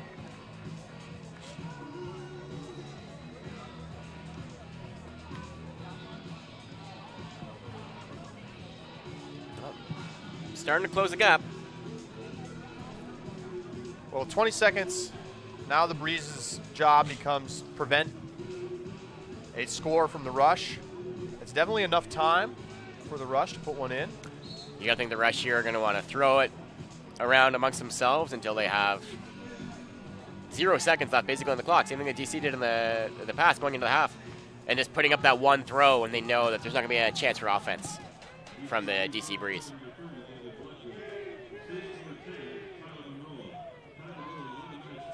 Hold drops down, center to McKnight.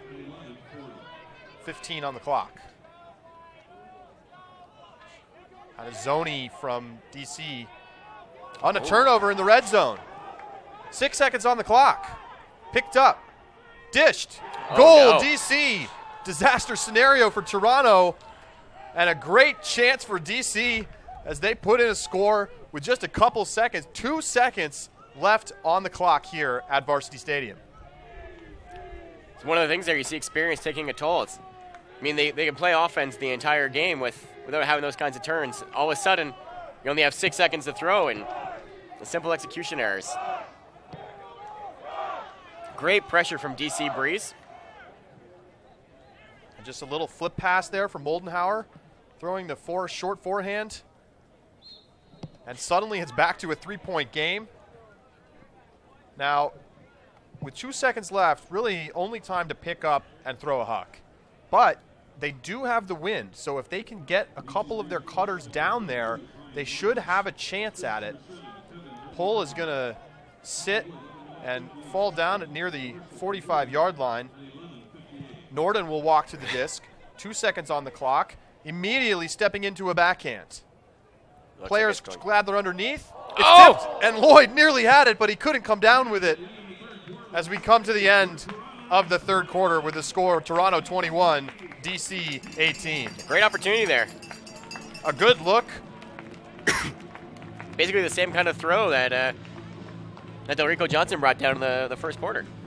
And it was even cleaner there. Lloyd probably feels like he should have had it. Yep. Tipped off his fingertips. Well, that will bring us to the end of the third with the Rush up by 3 here at Varsity Stadium. You're watching Ultiworld's coverage here on AUDL Extra.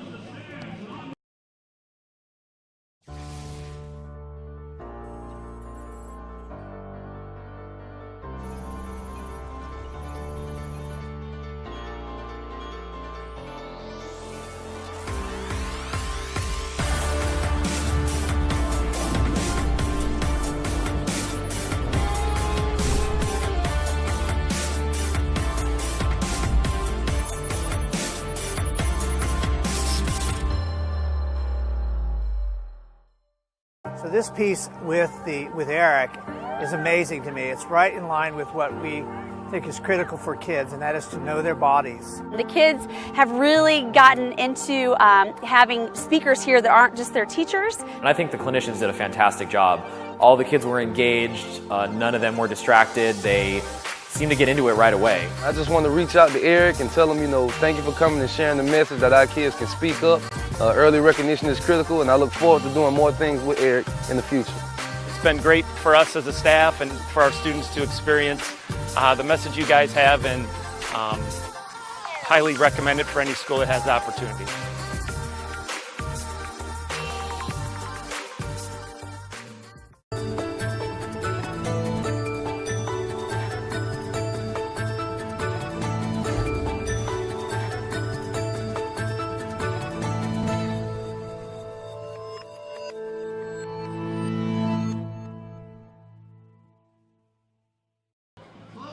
Charlie Eisenhood, Eric Blanchard back here with you at Varsity Stadium in downtown Toronto, where the hometown Rush have a 21-18 lead on the visiting DC Breeze.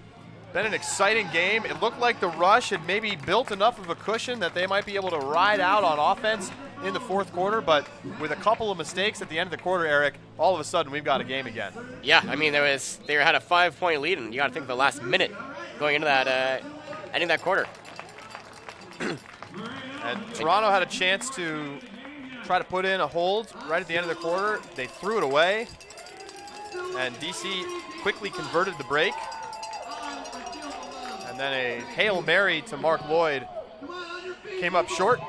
And so DC able to take it into the fourth quarter down by just 3. If there's anything we know about these teams, this game's not over yet.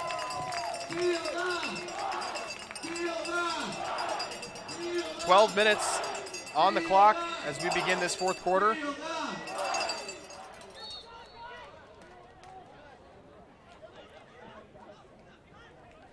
Andrew Carroll out there for the Rush offense.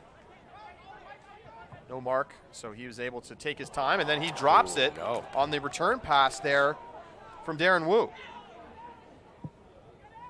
Bloodgood pumps. Great now under to McDonald. That turnover quieted the crowd here at Varsity Stadium. Big backhand to the back line. Caught. Is he in bounds? Yes, he is. Oh. What a way to start the fourth quarter for DC. Chuck Cantone makes it a 2-point game. What a grab. Able to box out his defender and keep his 1 foot in bounds. That's a tough grab to make. You gotta think that inside backhand, not quite the trajectory he was hoping for. And I think that's a good call. Ref was looking right at it, and he got that left toe in bounds. Not over yet. Certainly not.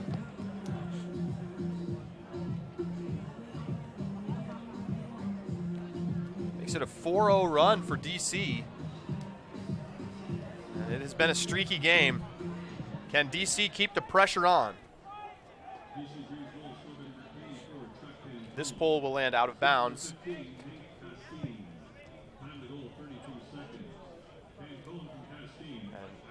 We're going to see the Rush put some D-line players on the field to try to stabilize and get a hold. Jeremy Norden will center it up. Yeah, looks like the handler contingent is mostly D. Swing to Tan. Lloyd on the under. Lloyd inside forehand for Carroll, unmarked. Gaining some yards. Up this open side. Now a shot to the end zone for Carroll. And the Rush get on the board here in the fourth quarter. Great job just isolating their matchups if they want. Taking advantage of him. Jason Wynn with that left-hand flick. So effective. You gotta think the DC Breeze had a poached defender in that lane, just number 7 there. Kevin Moldenhauer. Just a moment reading that play too late.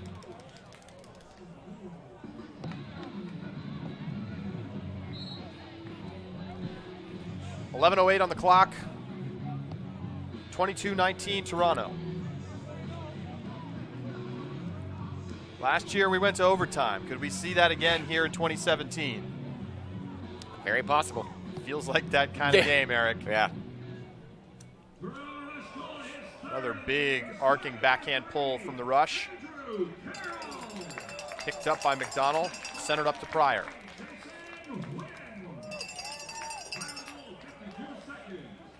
Forced out of their opening option. Work it back to the far side, and it's McDonald creating a lot of offense on his own right now. Now he steps into a muscled forehand. Oh, look at the throw from McDonald. My goodness. Wow. Tyler Monroe hauls it in, and it's back to a 2-point game. Huge upwind throw. Looking at these flags, the wind may have died down a little bit, but that is still very impressive. Just a monstrous throw from McDonald in this direction. As he goes strike, steps into it, and it just sits up beautifully for Monroe. You can't give him a power position throw like that. What a great shot.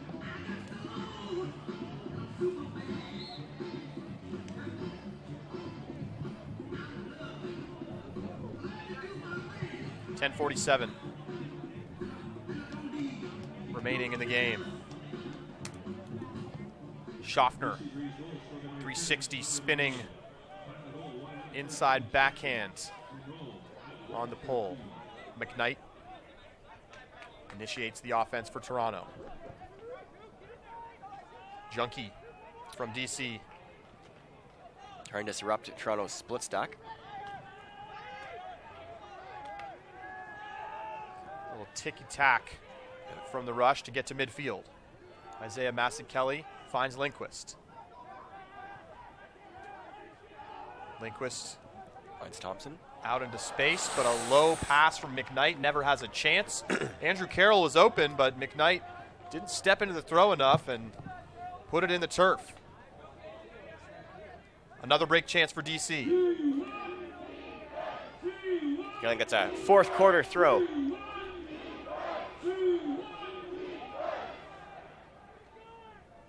Cantone looking deep.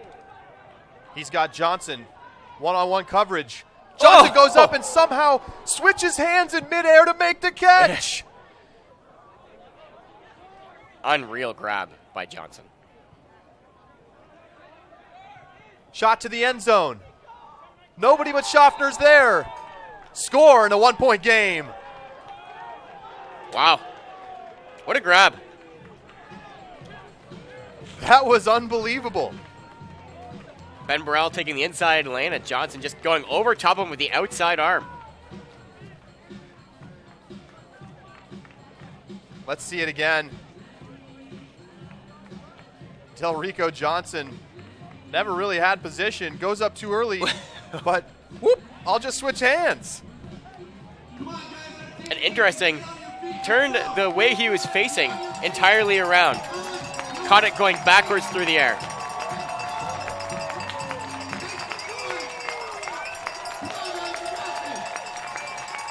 We'll have to take another look at that one after this point.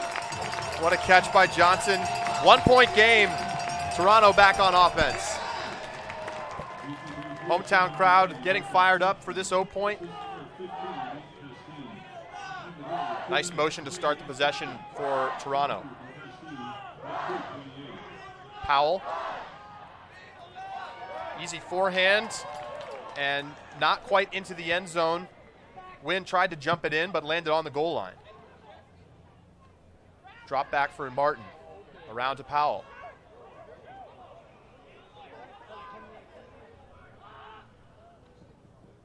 Lloyd. Finds Norden. A great move by Lloyd as he leans into the direction of the throw before hitting Norden back on the break side. Wow, what a point. So a nice bounce back point there for the Rush. Yeah, you need those. It's calm, static. You gotta when you're playing offense like that, you gotta control the pace of the game. You can't get caught up, and DC's always trying to push the pace, and they need these quick turns. Yeah, what a cut. Looks like Jonathan Martin drew Jeremy Norton's defender. It's an easy backhand throw. I just want to take one more quick look at that catch from Johnson. We're back to real time here.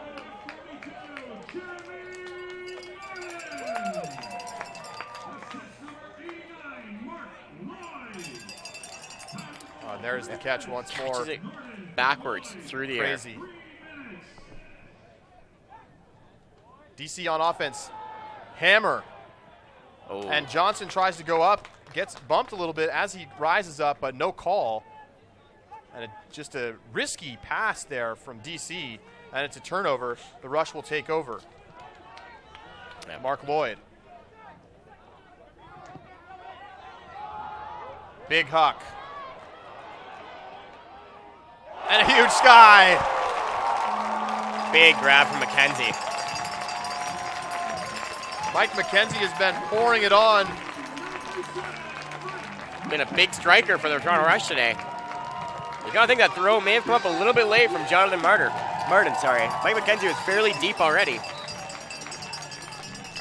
But when you're bringing those down, I guess it doesn't matter.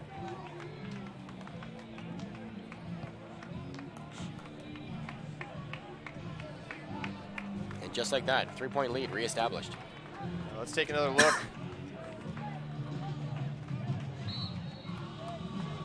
Big backhand, and McKenzie climbs up to make the play. Another penalty from the Toronto Rush, pulling it out from the back of their end zone.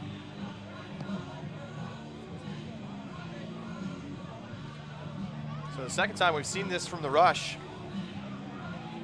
Be a very short field now, potentially, for the Breeze. And another whistle. So this pull will not count. Which is lucky, as it looks like it wasn't that great a pull. This is the direction that they've often pulled out the back, so I mean, if you're going to have a penalty on your pull, this is the direction you want it. Absolutely. And I'm not sure what that last whistle was for, but again, the Rush will pull from the back of their own end zone. It's Jarrett Marin pulling. Gets a little more distance on this one. I bet DC wishes they could have the previous one.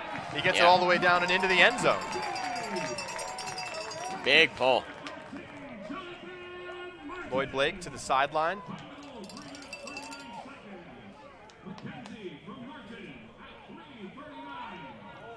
Looking deep. Schaffner's there. Looking for options. What a throw. And a great little bounce backhand from Schaffner. And we're back to within 2. Was that big upfield flick from that Castle? I believe it was McDonald on the huck.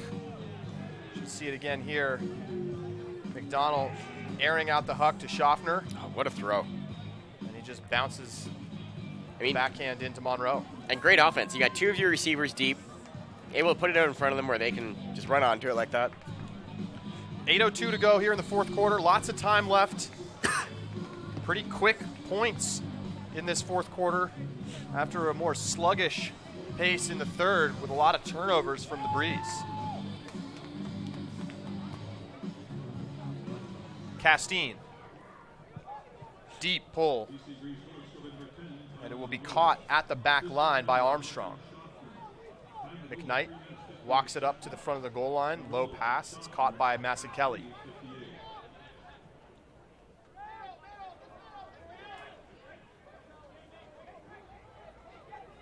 See that zone junk set from DC once again, trying to stop any initial pull plays. Adrian Yearwood zips one ahead to Burrell. Burrell. Oh, no, great job by Masekeli to get inside position to catch that mid-range huck from Burrell, and he goes into the end zone, finds McKnight, and Toronto holds. Great grab through contact there. Takes a look at a couple open players, looks them off, and finds easy upfield shot to Thompson McKnight. Charlotte looked like they had some trouble getting through the front end of that zone for a while.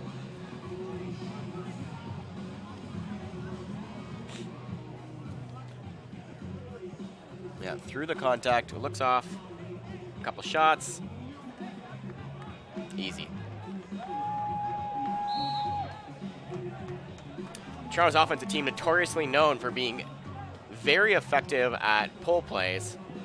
A lot of teams often try and slow them down using junks, different zones, double teams. 7:20 to go in the fourth.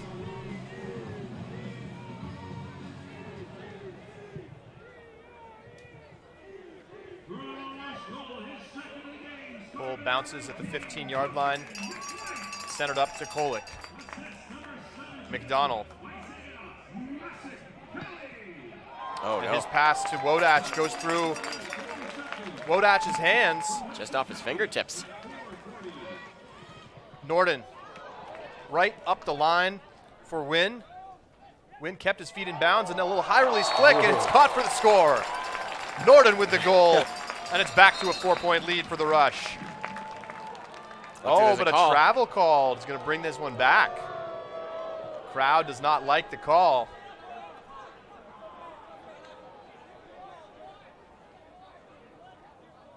So Wynn, after catching right along the boundary, must not have set his pivot foot in the right spot. So 10-yard penalty against the Rush and a second chance for DC. Mark Lloyd.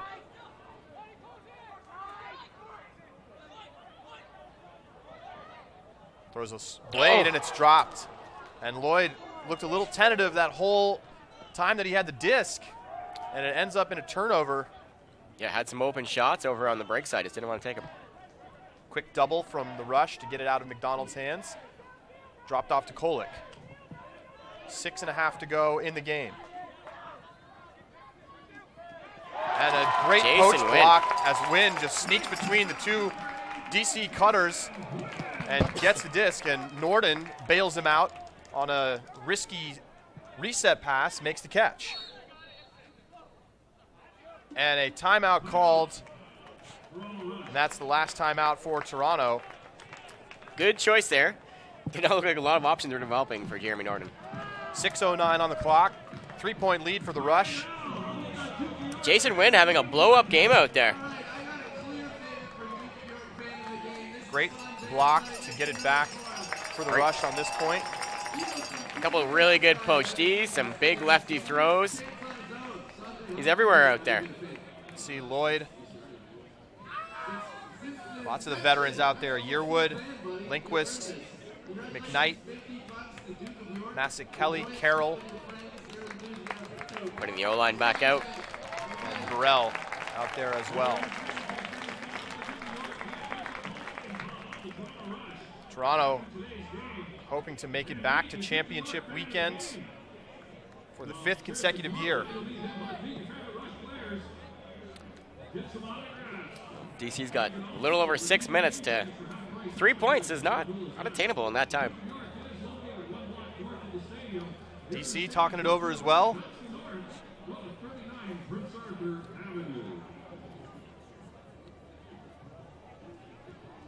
So the teams will reset out of the timeout.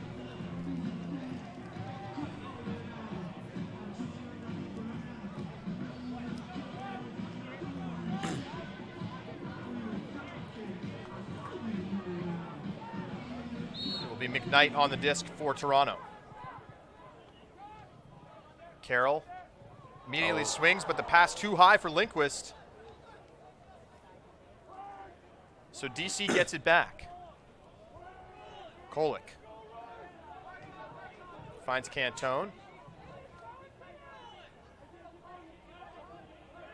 Bloodgood.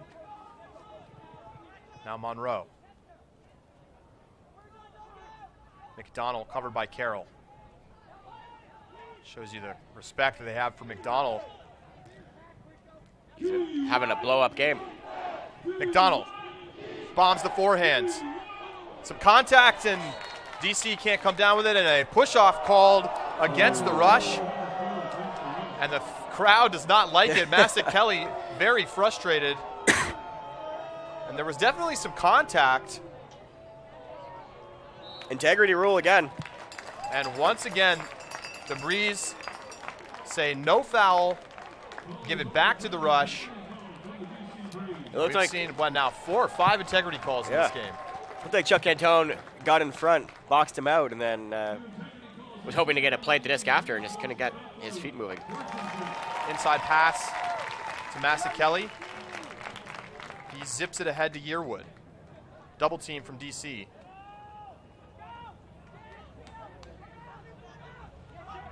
McKnight to Lindquist. And Johnson ran out of steam as Massick Kelly beat him to the front cone, and the Rush go up by 4. It's a long point to be out there. That's where those fresh legs, having Isaiah Massick Kelly coming out there fresh, helps a ton. And perhaps the worst news for the Breeze is how long that point took, We're down to 4.5 to go here in the fourth quarter. I mean, they're trying to increase the pace of this game. You can see it with their throws and the extra pressure they're trying to put defensively to try and force hard shots from the Toronto Rush. And, you know, you start to maybe see a little fatigue coming into play on that point. We saw Johnson, normally so quick to have that explosiveness to get to the disc, try to make a play. Didn't have it as Kelly got open at the front cone. Yeah. Deep in the fourth quarter fatigue coming out. 4:29 to go. 4-point lead for the Rush.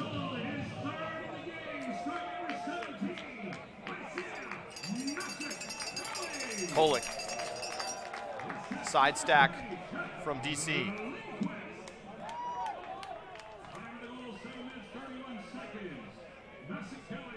Kolick swings to Kerrigan.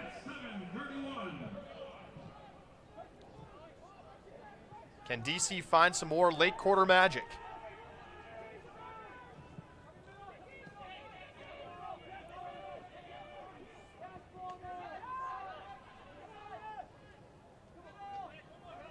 Wodach. Back to Kolick.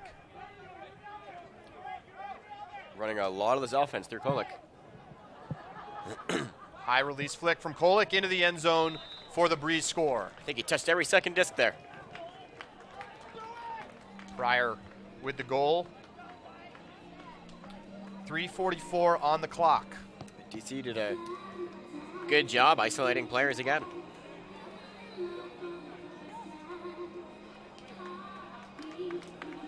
Alan Kolick doing what he does so well, commanding the offense. And a little high release flick for the score. Just taking charge out there.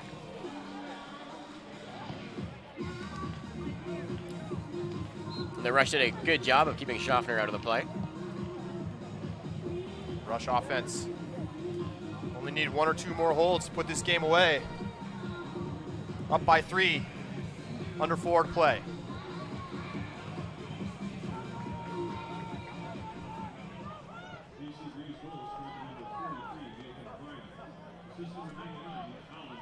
McKnight again takes the centering pass. Carroll is open for a moment, but McKnight looks him off, and McKnight's throw not good at all. McKnight with a couple of bad turnovers here in the second half. He's having a rough quarter. Bloodgood picks up for DC. Chance to make it a 2-point game. And a timeout for the Breeze. Smart timeout call. Again, DC looking there to isolate 1 or 2 players. I think the only problem there is you isolate a player that's got Andrew Carroll covering him. It's not easy to get open. So with 3:24 on the clock, the Breeze take a timeout, set their offense up with a chance to, again, get a gift-wrapped break by the Rush. So pretty close to the Rush end zone here. I wonder if we'll see a double team or not. Or we'll see some sort of junky defense, or if we'll see just a honest, tight-tier man kind of defense. So interesting to see the stylistic differences between teams. The game on Friday between the Montreal Royale and the DC Breeze, there were 2 or 3 double teams the whole game. And here we've seen the Rush getting into a double team at almost every single opportunity. It's interesting, too, considering the conditions in Friday being so poor, you think would lend themselves more to double teams.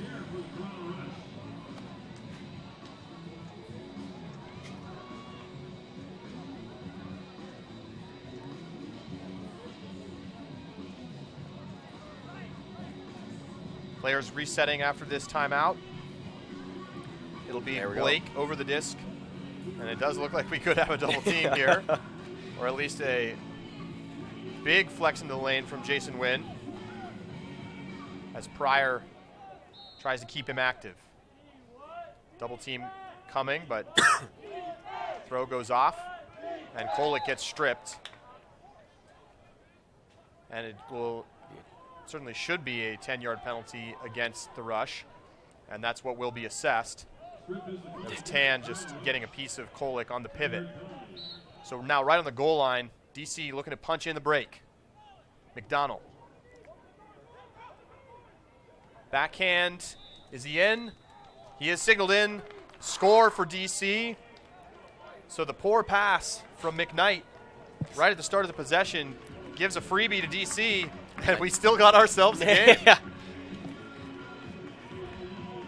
2:53 on the clock. That's a world of time in professional ultimate. McDonald just patient here, waiting for someone to open up.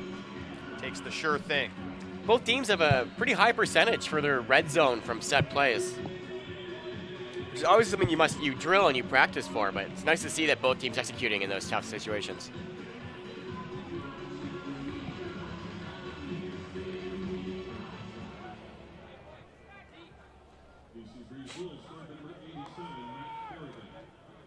McKnight again.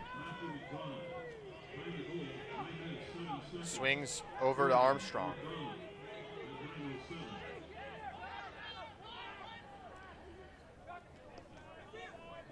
The Rush working in the upwind direction here, but the clock is on their side. They can swing it all day.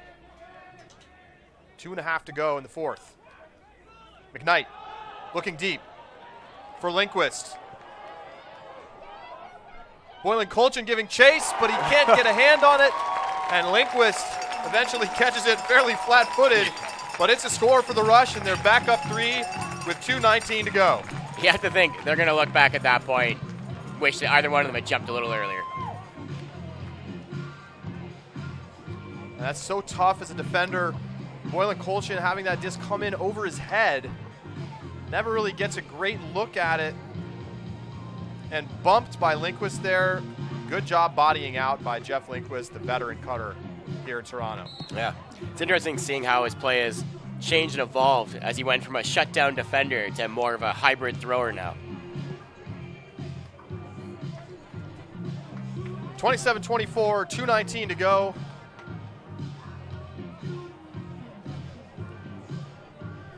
Lloyd with the pull for the Rush. Time is of the essence for the Breeze. Again, working out of side stack. McDonald. Right back to the middle. Kolick. Hits Johnson. Give and go movement for Kolick. He gets it to Pryor. Whistle. Looks like from McKenzie and Kerrigan. Immediately looking to the end zone and dropped in for Kerrigan. And a nice quick score for DC. Matt Kerrigan just dialed in there. Mike McKenzie still wondering, still trying to not draw contact. 1:45 on the clock. 2 points. Anything could happen. So the Breeze will probably come down and some sort of junk again to try and slow up any pull play and then melt into a man quickly to try and get that turn with a lot of extra pressure. The problem with those zone defense looks is it's sometimes hard to force a turnover. It just slows down the game too much.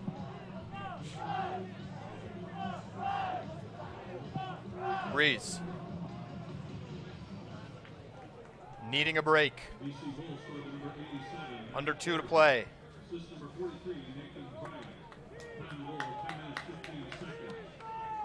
McKnight swings over to Yearwood. Veterans on the field for Toronto. Carroll. Yearwood working with Carroll. Under 90 seconds.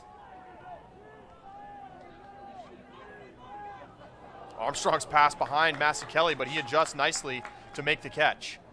Now Carroll on the strike cut. Continuing to McKnight. Into the red zone. Double team from the Breeze. Stahl getting high. Ooh. And nearly hand blocked, but McKnight gets it through. Double team again. And some mugging on the mark. Not called, but it doesn't matter as McKnight plays through the contact and puts in the goal. McKnight's definitely the guy you want in that situation. Calm, cool, and collected. Been playing Goat and Rush for years. He's seen it all.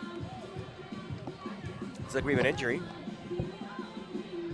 Looks like Adrian Yearwood. Double team. McKnight gets bumped. No matter. He's got Carroll for the score. Yeah, a great find. 54 seconds to play. DC now needs a miracle. I mean, we've seen them cause turns in just a few seconds before, but yeah, this has to be a quick point.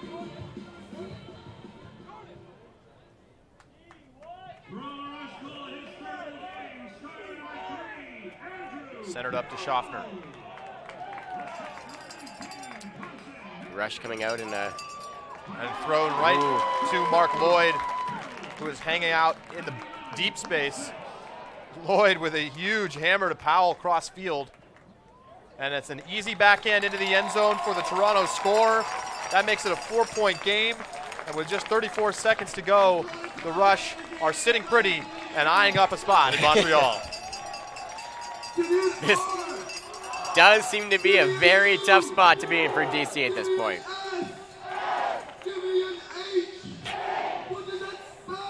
Mark Lloyd gets the interception, then blows open the defense with a hammer.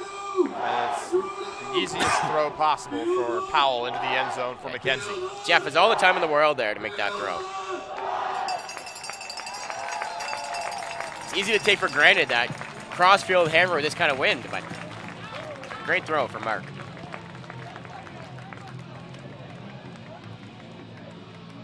And this DC team has just not been able to unlock Toronto here at Varsity Stadium.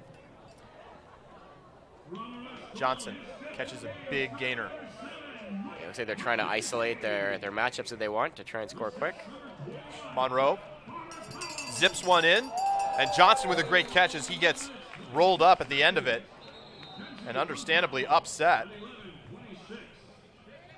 Darren Wu just went through his legs.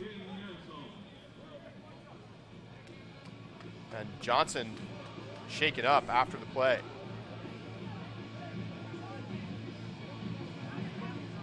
Let's take a look.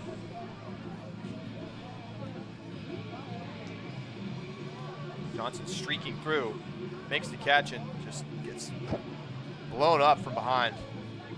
Not a malicious play by Wu, but maybe not an advisable bid in that situation. Yeah. It seems like the DC and Rush are plagued by these.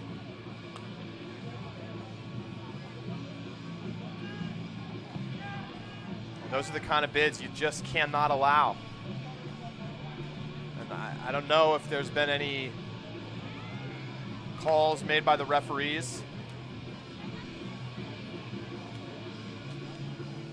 But a somber moment as Johnson tries to get back to his feet. 17 seconds on the clock here. It looks like they're going to try to get him off the field so they can continue the game. Looks like he's standing up. So he does get to his feet, and he will gingerly walk off the field.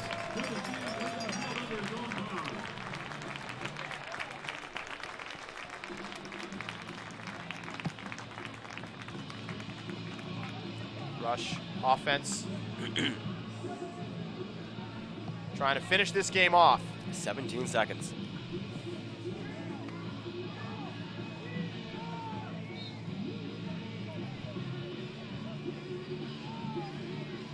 McDonald throws a roller out of bounds about 5 yards from the goal line. They're going to set up their defense. Have to get a turn here. Try to force a quick turn on a short field. Immediately double teaming against McKnight. McKnight goes right backwards up the line. Norden, double team. 10 seconds on the clock. Mazzucchelli gets hand blocked, and it's a turnover. But with 3 seconds on the clock, it may be too little too late for the Breeze. And as the catch is made, time expires. That's it for the game. And that will do it. The Toronto Rush are headed back to championship weekend for the 5th consecutive year. What a game. Great performance from both teams. Toronto making that big run in the third quarter. What did it for them? I think that Toronto just came out, they had a game plan, they executed, they shut down a lot of DC's key receivers. They seemed to struggle a lot trying to contain their handlers, but downfield they just did a great job, and it looked like DC just didn't have a good way to shut down the Toronto offense. I mean, Daryl Stanley was saying they had a good way to shut down that vertical look, and it looked like he did do that a great portion of the time. But once they went to other offenses, it looked like they really struggled to slow them down. Well, Toronto will head to championship weekend. They're the third team to punch their ticket to Montreal. They will join the Dallas Roughnecks and the Madison Radicals. So far, 3 for 3 on teams that are going to be heading back. But we know that out west, Seattle will not be returning, as today the Aviators will take on the FlameThrowers in the Bay, and San Francisco will look to get to championship weekend. And of course, the Aviators, even though they're the underdogs, have been a dangerous team. They blew out San Jose yesterday. We'll see what they can do against the FlameThrowers later today. Well, that is going to do it for our coverage here from Toronto. For Eric Blanchard, our entire production crew, I'm Charlie Eisenhood signing off for AUDL Extras coverage here from the East Division Final, where the Toronto Rush took down the DC Breeze 29-26. Thanks so much for tuning in, everybody. Hope you have a great Sunday.